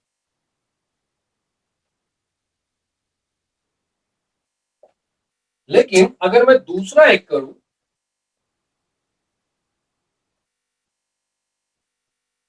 अभी यहीं पे फिर से देखो, ये बड़ा डंडा है तो यहाँ पे पॉजिटिव चार्ज, यहाँ पे नेगेटिव चार्ज, ये हम लोगों ने सीखा हुआ है पहले। अब अगर कोई इलेक्ट्रॉन जिसके पास नेगेटिव चार्ज है वो अगर इधर जाने की कोशिश करे, अब ये प्लेट क्या करेगा, ये पॉजिटिव वाला प्लेट क्या करेगा, इसको अट्रैक्ट। अट्रैक्ट करेगा, और ये वाला प्लेट रिपेल। रिपेल। रिपेल करेगा। तो मान लो जैसे मैं इलेक्ट्रॉन हूं, मैं इधर जाना चाह रहा हूं, पीछे से कोई खींच रहा है मुझे और सामने वाला इधर से धक्का दे रहा है, तो मेरी स्पीड बढ़ेगी कि कम होगी? कम होगी। कम हो जाएगी ना। सो फॉर नेगेटिव चार्ज ये जो सिस्टम मैंने बनाया है, this will be acting as decelerating और डी एक्सेलरेटिंग पोटेंशियल। क्लियर है पॉइंट? Yes sir. सर। यहाँ पर जो भी पोटेंशियल रहेगा उसको हम लोग बोलेंगे it is acting as the accelerating और डिसेलरेटिंग पोटेंशियल।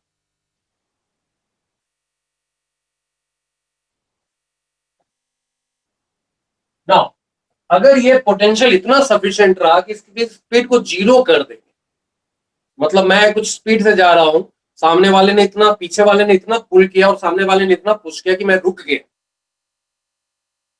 उस समय जो ये पोटेंशियल अप्लाई किया हुआ है, if this applied potential is sufficient to stop the motion of this charge particle, तो क्या हो जाएगा, उसी को हम लोग क्या बोल देंगे, स्टॉपिंग पोटेंशियल। क्लियर है पॉइंट? यस। Yes sir. इसको ड्रॉ कर लो, जस्ट एक हिंट दिमाग में रहेगा। सेम सिस्टम अप्लाई किया, पॉजिटिव चार्ज के लिए एक्सेलरेटिंग पोटेंशियल का काम करने लगा, नेगेटिव चार्ज के लिए यही चीज डिसेलरेटिंग पोटेंशियल का काम करने लगा। इसी को मैं पलट दूं तो इसके लिए वो डिसेलरेटिंग, पॉजिटिव के लिए डिसेलरेटिंग हो जाएगा, इसको पलट दूं तो वो इलेक्ट्रॉन के लिए एक्सेलरेटिंग पोटेंशियल का काम करेगा। ठीक है, यस सर। इसको ड्रॉ कर लो, कहीं डाउट है तो पूछ लो।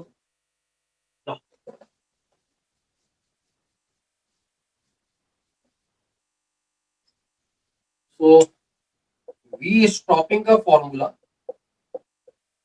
क्या रहेगा, ये हमेशा वोल्ट में हम लोग बताएंगे, पोटेंशियल है तो वोल्ट में।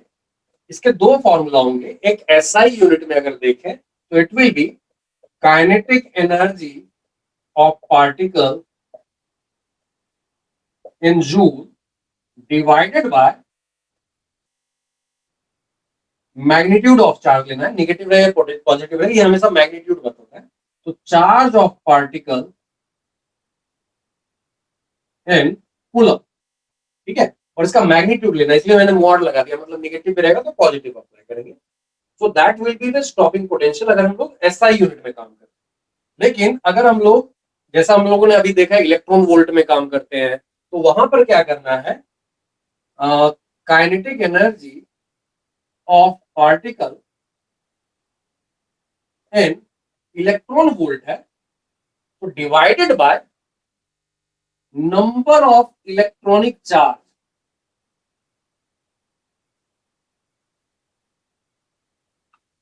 On particle.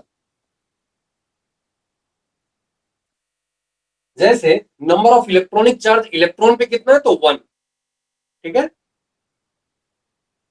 एक ही इलेक्ट्रॉन है उसका इलेक्ट्रॉनिक चार्ज के बराबर है। प्रोटॉन पे भी नंबर ऑफ इलेक्ट्रॉनिक चार्ज 1 है, लेकिन अल्फा पार्टिकल के पास N.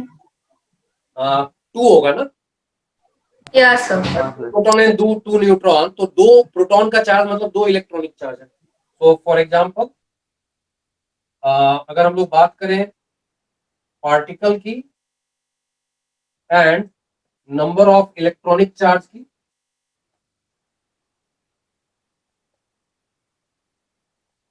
तो अगर हम लोग इलेक्ट्रॉन की बात करें इट हैज 1, प्रोटॉन की बात करें it has 1, but when we are talking about alpha particle then it is having 2 electronic charge, है ना, नोट कर जाओ इसको।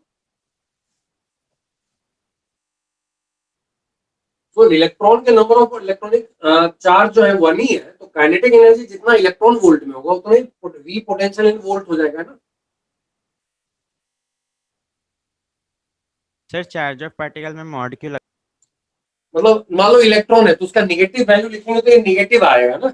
whenever we are reporting the value of stopping potential it is definitely decelerating potential, but we report the value of it only without any sign, है ना।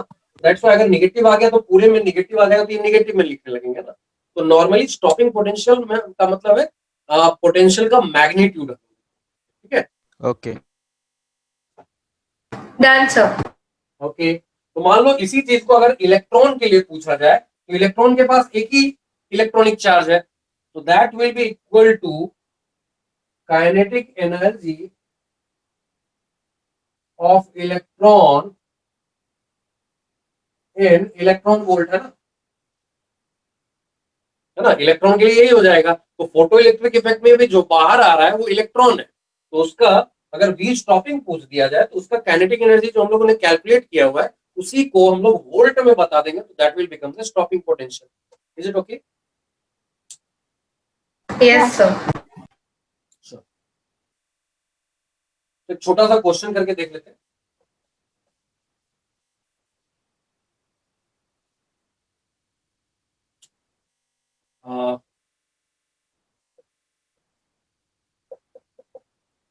a metal surface phi equals 2 electron volt is exposed to light of wavelength 3100 electron volt. Calculate number 1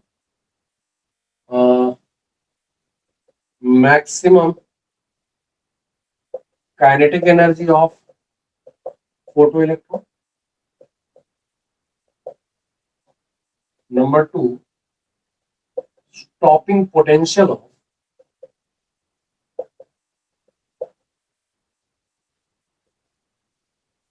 of ejected photoelectron.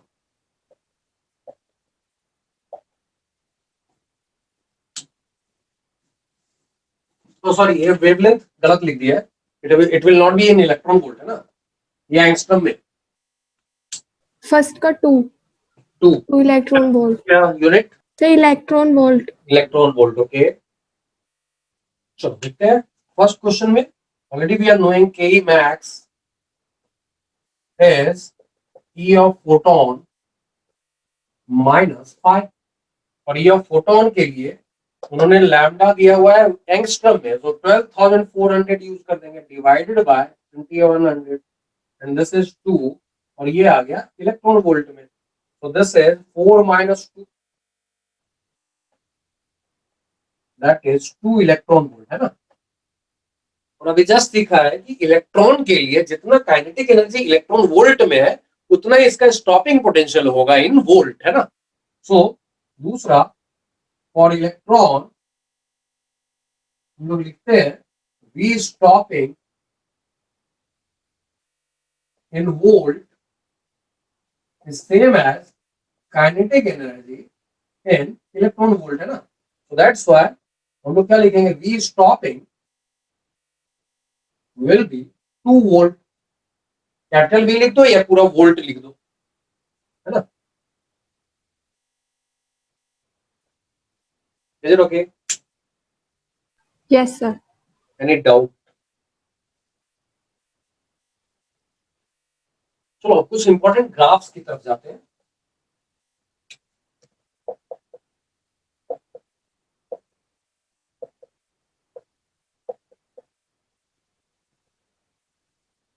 तो सबसे पहली बात है, पहला है के max versus E of photon भी कह सकते हैं, या फिर न्यू ऑफ फोटोन लिख लो, न्यू। That's one graph. दूसरा ग्राफ है वी स्टॉपिंग वर्सेस न्यू। और तीसरा है there is something called photo electric current लिखा रहेगा, या number of photo electron. Photo electric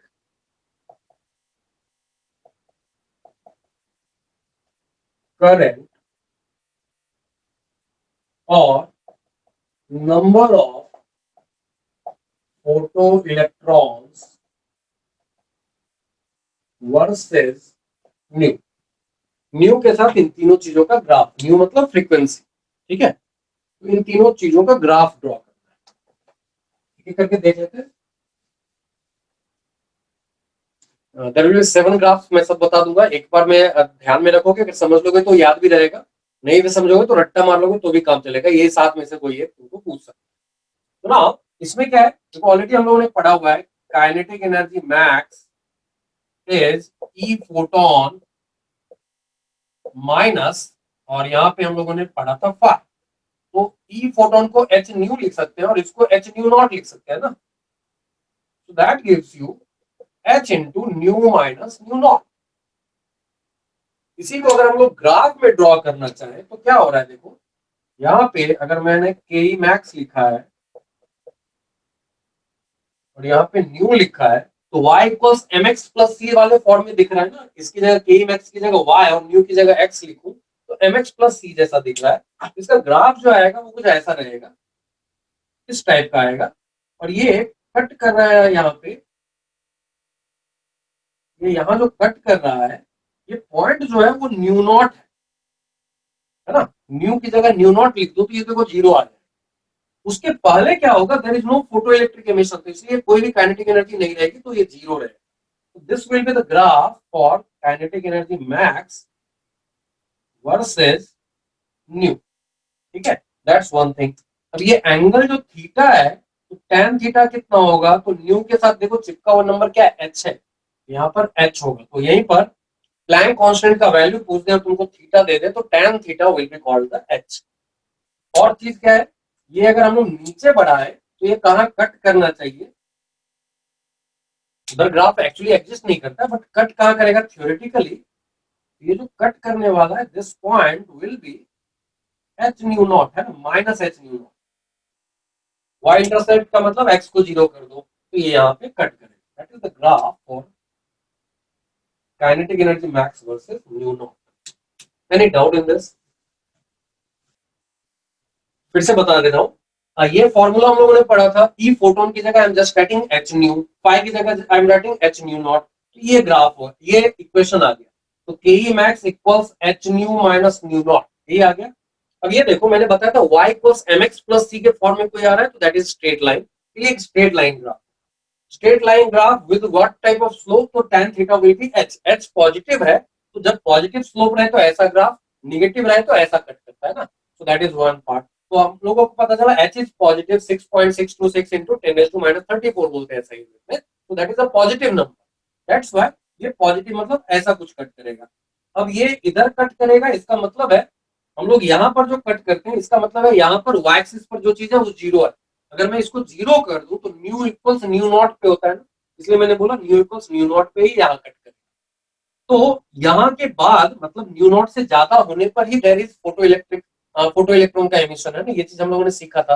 तो न्यू नॉट से ज्यादा रही फ्रीक्वेंसी तो you will be getting a particular kinetic energy. तो जितना फ्रीक्वेंसी दे उसके सामने यहाँ पर पॉइंट जो होगा वो काइनेटिक एनर्जी दे देगा तुमको। उससे पहले क्या होगा, तो there is no emission of photo electron, and that's why हम लोग क्या बोलेंगे, इस रेंज में kinetic energy max is zero because there is no emission of any photo electron. ठीक है, तो इसलिए यहाँ पर जीरो रखा है। यहाँ पे ये ग्राफ नीचे कहाँ पे कट करेगा, तो y एक्सिस को जहां पे कट करता है उसको y इंटरसेप्ट कहते हैं। y इंटरसेप्ट पे x का वैल्यू जीरो होता है, this is x intercept. x intercept पे y का वैल्यू जीरो, y इंटरसेप्ट पे x का वैल्यू जीरो। तो x को जब जीरो कर दिया तो न्यू को जीरो कर दिया, तो के मैक्स कितना आ रहा है, minus H nu not. It is not a practical value, ऐसा कभी आएगा नहीं, नेगेटिव हो ही नहीं सकते काइनेटिक। बट अगर मैं ग्राफ को आगे बढ़ा दूं तो वो कहां कट करेगा, तो माइनस एच न्यू। ठीक है, this was kinetic energy max versus nu. अभी वी स्टॉपिंग के लिए पूछ दिया, तो v stopping was nothing but kinetic energy max by charge of the electron, है ना। तो v stopping is nothing but Ke max by charge on the electron, and that is E है ना, और Ke max की जगह ये है, so that is equal to H into nu minus nu naught by E। तो इसी को हम लोग लिख सकते हैं H by E into nu minus nu naught। Is it okay?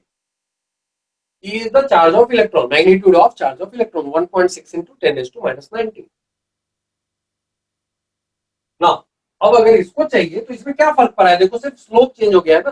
Slope change होने की वजह से क्या होगा, you want to draw the graph v stopping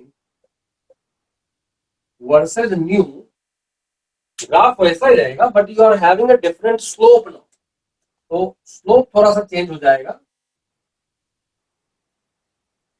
x intercept change नहीं हो रहा है क्योंकि न्यू इक्वल्स न्यू नॉट रखने पर अभी भी ये जीरो हो रहा है। सो दैट्स व्हाई ये जो वैल्यू है ये कुछ ऐसा ही जाएगा, सेम नेचर का ग्राफ आएगा but it will have a different slope. Slope क्या रहेगा, तो if you are talking about this angle theta, तो this time tan theta is h upon e for this graph. ठीक है, और ये नीचे कहां कट करेगा, तो देखो अगेन क्या करना है, यहाँ पे y एक्सिस पे कहां कट करता है, तो x को जीरो कर देते हैं, तो this value is minus h nu naught by e।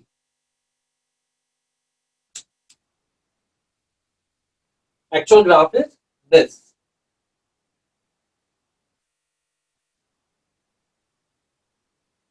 Any doubt? Photoelectric current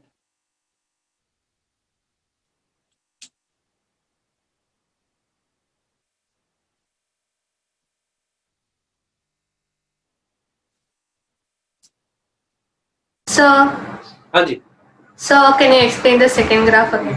again देखो ना, बी स्टॉपिंग क्या लिखा था, kinetic energy of charge particle divided by charge on the charge particle, है ना, ये लिखा था ना। Yes, sir.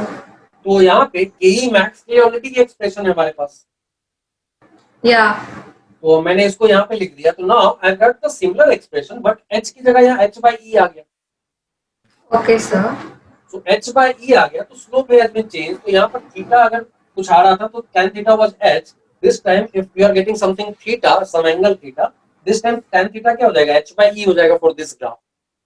Yeah, yeah. That is one change. ये यहाँ पर न्यू नॉट पे ही कैंसिल करेगा, है ना, क्योंकि देखो एक्स इंटरसेप्ट कैसे निकालते, तो y को जीरो करके। बी स्टॉपिंग जीरो कब होगा, जब न्यू नॉट के बराबर हो जाएगा ना। Okay, sir. So that's why again this graph is also cutting the x axis at u naught, but y axis cut करेगा जहां x जीरो किया तो minus H nu naught by E आ गया ना, तो यहाँ पे कट करेगा। Is it okay? Yeah, sir. Most of the time if you know just the nature of graph, तुम्हारा काम उतने से चल जाता है, because they will be asking you the graph क्या बनेगा, किस टाइप का बनेगा। बहुत अच्छे से डिटेल में जाएंगे तो फिर ये सब वैल्यू पता करेंगे, इसमें स्लोप कितना है तो h बाई, है ना, इसमें स्लोप कितना है तो h only, h is the plank constant, है ना।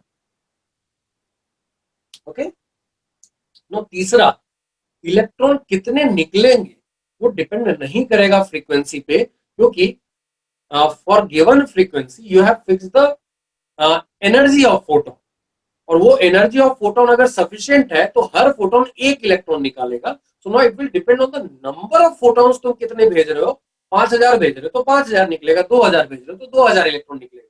And that's why number of photo electron will not depend on the frequency. Is it okay? Yeah, sir. So that's why इसका graph थोड़ा इजी है। इसमें अगर नंबर ऑफ फोटो इलेक्ट्रॉन और उसी electron को अगर एक सर्किट में रिवॉल्व कर दिया तो सर्किट के अंदर करंट आ गया, इसलिए यहाँ पर फोटो इलेक्ट्रिक करंट भी लिखा है। So number of photo electron की बात हो और फोटो इलेक्ट्रिक करंट की बात हो,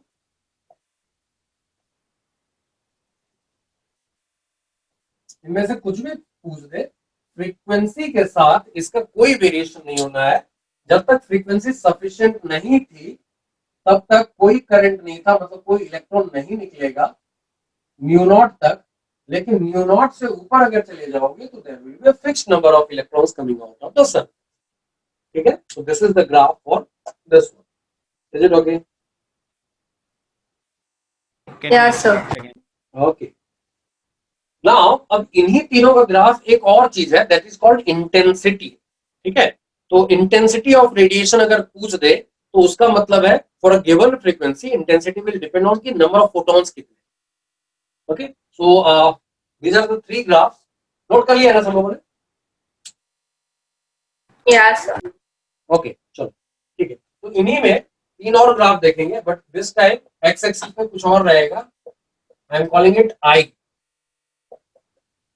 versus I, where I is intensity of radiation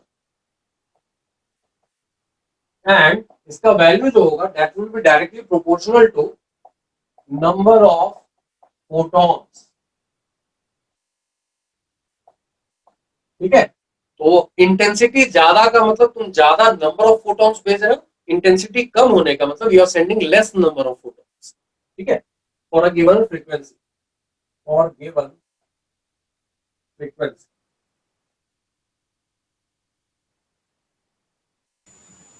क्या इसमें नंबर ऑफ फोटोन पे कोई डिपेंडेंस आ रहा है क्या? Kinetic energy of each photo electron जो है वो तो सिर्फ फ्रीक्वेंसी पे डिपेंड करेगा ना। इज इट ओके जो मैंने बोला अभी?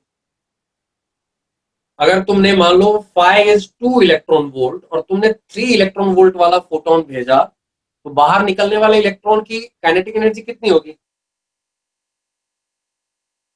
फिर से बोल रहा हूं मैं, मेटेलिक सरफेस पे इसका फाई है 2 इलेक्ट्रॉन वोल्ट और तुमने 3 इलेक्ट्रॉन वोल्ट वाले फोटोन भेजे, बाहर जो निकलेगा इलेक्ट्रॉन उसकी काइनेटिक एनर्जी कितनी होगी? 1 electron volt. 1 इलेक्ट्रॉन वोल्ट, है ना? तुमने मुझसे पूछा क्या कि आपने कितने फोटॉन्स भेजे? No. नहीं ना, so that means number of photons पे डिपेंड नहीं कर रहा है ना ये number. Yeah, sir. That's why ये जो ग्राफ तुमको यहाँ पे मिला है इंटेंसिटी के साथ, ये ग्राफ तुमको यहाँ पे मिला।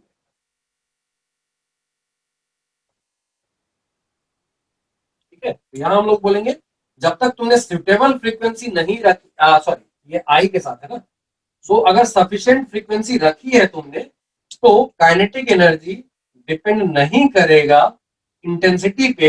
इंटेंसिटी पे number of photo electrons depend करेगा। ज्यादा फेंकोगे फोटोन तो ज्यादा इलेक्ट्रॉन निकलेंगे, कम फेंकोगे तो कम निकलेंगे। So it is not depending on the intensity of radiation and we are assuming कि फ्रीक्वेंसी सफिशिएंट थी इलेक्ट्रॉन निकालने के लिए। ठीक है, so kinetic energy max of electron will not depend on I, it will be constant। is it okay? और अगर ये कांस्टेंट रहेगा तो वी स्टॉपिंग भी कांस्टेंट ही रहेगा ना, क्योंकि काइनेटिक एनर्जी जितना इलेक्ट्रॉन वोल्ट में होता है वी स्टॉपिंग उतना ही वोल्ट में होता है।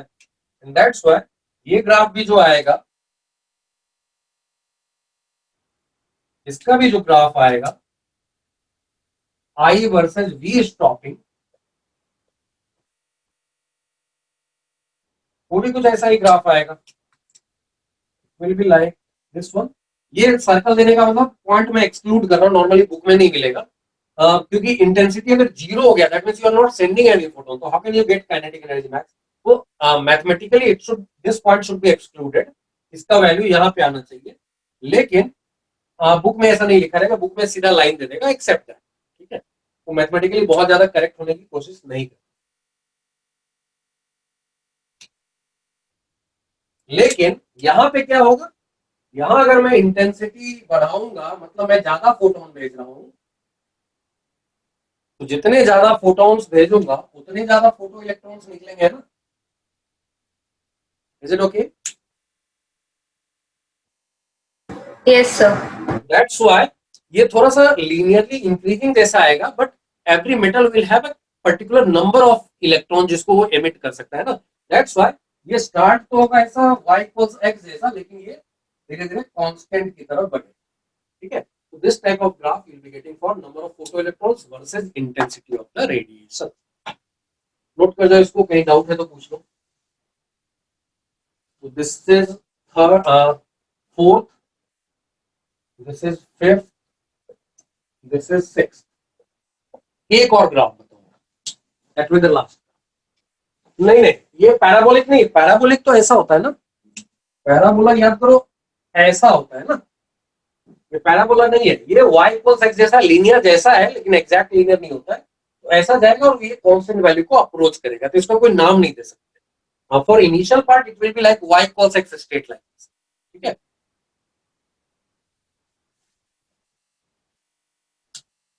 So this type of graph is parallel. Sir, हाँ जी, sir, sixth वाला brief में explain करो ना. कैसे बता रहा हूं मैं. फोटो इलेक्ट्रिक करंट का मतलब है जितने इलेक्ट्रॉन्स निकल के आ रहे हैं उनको अगर किसी एक सर्किट में रिवॉल्व करवा दोगे तो that will cause the current in the circuit. तो इन दोनों का ग्राफ सेम नेचर का रहेगा. और वो किस पे डिपेंड कर रहा है, तो इंटेंसिटी मैंने बताया था, it was directly proportional to number of photons. तो ज्यादा इंटेंसिटी का मतलब है तुम ज्यादा फोटॉन्स भेज रहे हो, है ना. Yes, sir. और ज्यादा फोटॉन्स भेजोगे तो ज्यादा इलेक्ट्रॉन्स निकल के आएंगे ना, number of. Yes, sir. So that's why जैसे जैसे तुमने इंटेंसिटी ऑफ रेडिएशन बढ़ाया, दैट मींस तुम ज्यादा नंबर ऑफ फोटॉन भेज रहे हो. ज्यादा number of photon will cause more number of electrons coming out of the metallic surface. इसलिए देखो इसके साथ बढ़ रहा है. लेकिन इसको कांस्टेंट की तरफ अप्रोच क्यों करवाया? बिकॉज मान लो एक मेटल की कैपेसिटी है 5000 इलेक्ट्रॉन एमिट करने की. तुमने 2000 भेजे फोटोन तो वो 2000 निकालेगा, 3000 भेजे तो 3000, 5000 भेजोगे तो 5000 निकालेगा, लेकिन 10,000 भी भेजोगे तो 5,000 निकाल पाएगा ना. हाँ सर, क्योंकि 5,000 ही है. हाँ, क्योंकि इसलिए क्या होगा, एक पर्टिकुलर लिमिट ऑफ इंटेंसिटी तक ये बढ़ रहा है, लेकिन उसके बाद क्या होगा, तुम ज्यादा भी भेजोगे तो वो उतना ही निकालेगा ना. And that's why it is almost. Okay sir, thank you sir. Okay, तो ये 6 ग्राफ थे. एक और एक्स्ट्रा ग्राफ है, उसके लिए थोड़ा सा सर्किट समझाता हूँ मैं. ये हो गया ना सबका? या सर, डन. ओके, एक 7वां ग्राफ है.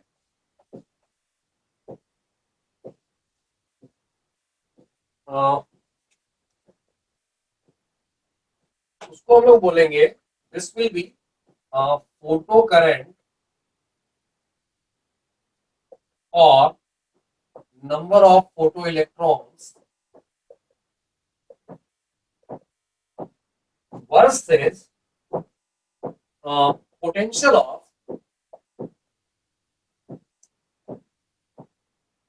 collecting plate या collector plate. ये क्या है, इसको समझो और फिर उसके बाद तुमको एक्सप्लेनेशन मिल जाएगा अपने आप. हम लोग क्या करते हैं, मान लो तुम्हारे पास एक प्लेट है जिससे इलेक्ट्रॉन निकलने वाले हैं, और उस प्लेट के सामने एक दूसरा प्लेट रख दिया जिसपे इलेक्ट्रॉन पहुंचने वाला है after emitting from this plate. ठीक है, तो इसको हम लोगों ने कलेक्टर प्लेट बोला. This is collector plate. ठीक है, and this is emitter plate. So this is source plate. ठीक है, अब क्या करते हैं हम लोग, इसको रेडिएशन देते हैं.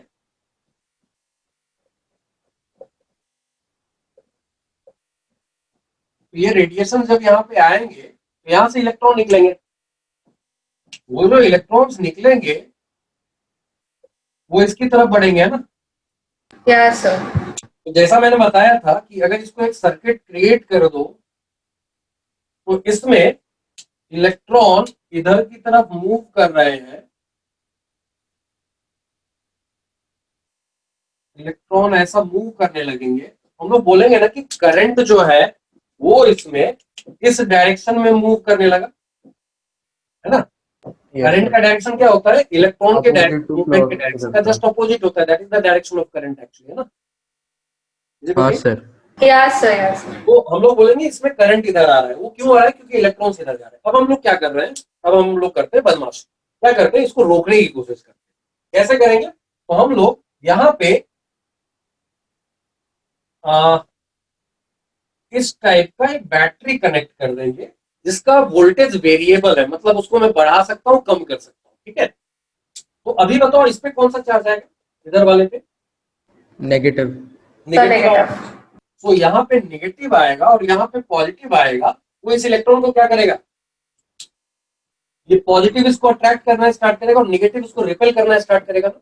हाँ सर। तो हाँ अगर सर. मैं यहाँ का वोल्टेज बढ़ाने लगूं तो there will be a time जब इस इलेक्ट्रॉन को यहाँ तक आने से पहले यही रुक जाएगा, वो निकलना बंद कर देगा ना। That Yes, sir. It will stop in the middle. Topping magnitude यहाँ जैसे जैसे बढ़ाऊंगा, negative voltage at this plate will increase Yes, sir. and then when negative value of this potential is increasing to a particular limit, जहां पर stopping potential के बराबर इसका voltage magnitude का आ जाएगा, वहां पर इलेक्ट्रॉन का मोशन रुक जाएगा, तो फोटो इलेक्ट्रिक करंट भी रुक जाएगा ना इस सर्किट में। Yes, sir. दैट्स व्हाई इसका अगर ग्राफ ड्रॉ करना है तुमको, तो हम लोग क्या बोलेंगे, यहाँ पे दिस इज फोटो करंट और नंबर ऑफ फोटो इलेक्ट्रॉन, दोनों में से कोई भी पूछ दे तो सेम ग्राफ लिखेंगे। एंड यहाँ पे हम लोगों ने लिया है V of voltage of collector plate.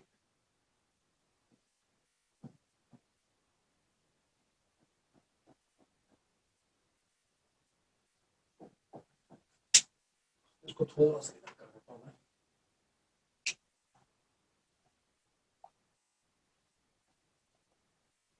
ना जब तक इसका पॉजिटिव पोटेंशियल है तब तक कोई फर्क नहीं पड़ रहा, जितने इलेक्ट्रॉन आने थे उतने ही आ रहे हैं, उतना ही फोटो इलेक्ट्रिक करंट रहेगा।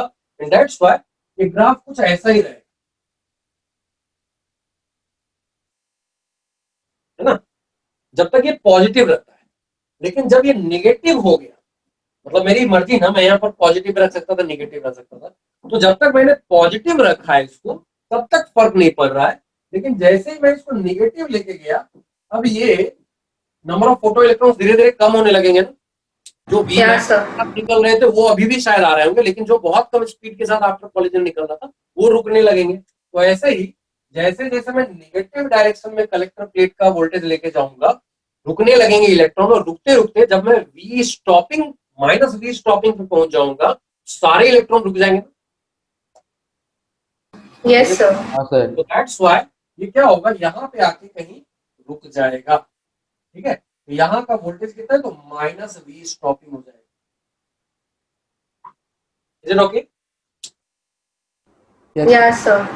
अभी अगर किसी ने पूछा, ठीक है, ये काम जो हम लोग कर रहे हैं इसमें इंटेंसिटी वेरी करवाए, डिफरेंट इंटेंसिटी रखें, और एक का ग्राफ कुछ ऐसा आया, एक का ग्राफ कुछ ऐसा आया, सब यहीं पे रुकेंगे, क्योंकि वी मैक्स आते ही, वी स्टॉपिंग पे आते ही सारे के सारे रुक जाएंगे।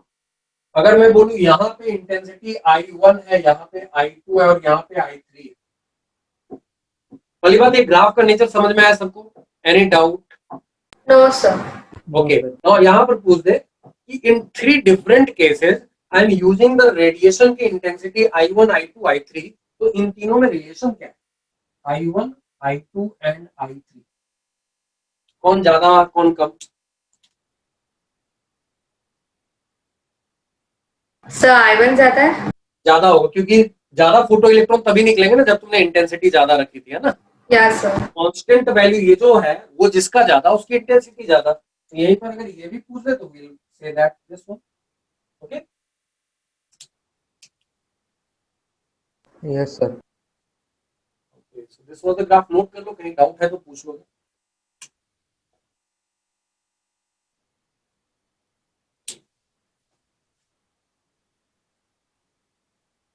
इसी को कहीं कहीं क्या रहेगा ना, यहाँ से धीरे धीरे ऐसा यहीं से थोड़ा पहले से ही डिक्रीज कराना स्टार्ट कर देगा, दैट इज ऑल्सो, ठीक है। अच्छा, वो स्टॉपिंग पॉइंट तो सेम रहेगा ना? हाँ, ये पॉइंट सेम रहेगा सब, है ना, क्योंकि वी स्टॉपिंग के बराबर नेगेटिव पोटेंशियल अगर तुमने दे दिया तो जो मैक्सिमम काइनेटिक एनर्जी के साथ इलेक्ट्रॉन आ रहा था that is also getting stop, है ना। Yes, sir. माही डायग्राम में दो चीजें हैं। पहली चीज, किसी एक पर्टिकुलर इंटेंसिटी पे when you are increasing the negative potential of this collector plate, ठीक है, जब तक इसका पोटेंशियल नेगेटिव नहीं है, फर्क नहीं पड़ रहा है, पॉजिटिव रहे या जीरो रहे, फर्क नहीं पड़ रहा है, फोटो इलेक्ट्रिक करंट ऐसा ही चलता रहेगा। लेकिन जैसे ही तुमने इसके पोटेंशियल को नेगेटिव कर दिया, मतलब बी देखो यहाँ के आगे पॉजिटिव है और यहाँ के इधर नेगेटिव है, तो जैसे तुम नेगेटिव में आ गए, इसका मतलब है ये कुछ ना कुछ इलेक्ट्रॉन्स को रोक देगा जो बहुत कम काइनेटिक एनर्जी के साथ जा रहे थे। क्योंकि मैंने पहले बताया kinetic energy of electron will be varying from 0 to K max तक, है ना। के मैक्स इज द मैक्सिमम। ऐसा नहीं कि सारे के सारे इलेक्ट्रॉन के मैक्स से ही जा रहे हैं, कुछ जीरो वाले होंगे, कुछ जीरो से ऊपर वाले होंगे, कुछ उससे ऊपर होंगे, और ऐसा करके अप टू के मैक्स तक जा रहे हैं। तो जो जस्ट निकल के आ रहे थे बहुत कम काइनेटिक एनर्जी के साथ, उनको रोक दोगे जैसे तुमने कलेक्टर प्लेट का पोटेंशियल थोड़ा सा नेगेटिव किया। जैसे जैसे पोटेंशियल और नेगेटिव होता जाएगा, number of electrons coming out of this plate will decrease, है ना। सो वो कम होता जाएगा। अगर तुम माइनस वी स्टॉपिंग तक पहुंच गए, अब जो मैक्सिमम काइनेटिक एनर्जी के साथ भी निकल रहा तो वो भी रुक जाएगा। तो अब इलेक्ट्रॉन निकल ही नहीं रहे, so number of photo electron will become zero, and अगर नंबर ऑफ फोटो इलेक्ट्रॉन नहीं है तो इसमें करंट भी जीरो हो गया, है ना। That's why photo current is also zero. Is it okay my? Yeah, sir. Okay. V stopping के नीचे भी जाएंगे तो हाँ, वी स्टॉपिंग के और नीचे जाएंगे। क्या मतलब इसके पहले नंबर नेगेटिव नहीं हो सकता ना, number of Sir. Photo electron zero तक हो सकते हैं ना, यहाँ से इलेक्ट्रॉन नहीं निकल रहे, यही बोलोगे। नेगेटिव नंबर कैसे निकालोगे? यस ठीक है, सर। तो इसका ग्राफ नीचे नहीं जाएगा प्रैक्टिकल।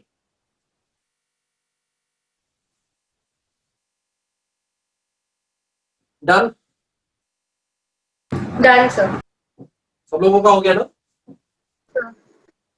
चलो एक काम करते हैं, आज यहीं पे रोक देते हैं। मैंने इसको जान के डिटेल में, इतना डिटेल में जनरली पढ़ाते नहीं है। I have given it more time because ऐसा करके तुम्हारा फिजिक्स केमिस्ट्री दोनों का photo electric effect will be one chapter in modern physics, ठीक है। तो वो भी मैंने पूरा का पूरा कवर कर दिया। No, it will require just practice, जितनी प्रैक्टिस करोगे उतना कॉन्फिडेंस बढ़ेगा। So I have covered the photo electric effect completely. Now in the next lecture I will move to those two theories which led to the rejection of Bohr's model and led to the evaluation of the new model and the new branch of the physics, or in general chemistry physics कर दो, that was called quantum mechanics, ठीक है। तो वो theory क्या थी? There was a PhD student जिन्होंने अपने फाइनल ईयर के पेपर में एक नई थ्योरी दे दी जो साइंस की बहुत बड़ी थ्योरी बन गई। That was called dual nature of matter। दूसरा हाइजेनबर्ग एक साइंटिस्ट थे, उन्होंने there was something called uncertainty principle दिया था, उसको समझेंगे। And these two theories led to the new branch of mechanics that was called quantum mechanics, and our latest model is based on quantum mechanics itself, ठीक है। तो next class में इसको हम लोग कवर करेंगे। ओके, चलो बाय एवरीवन।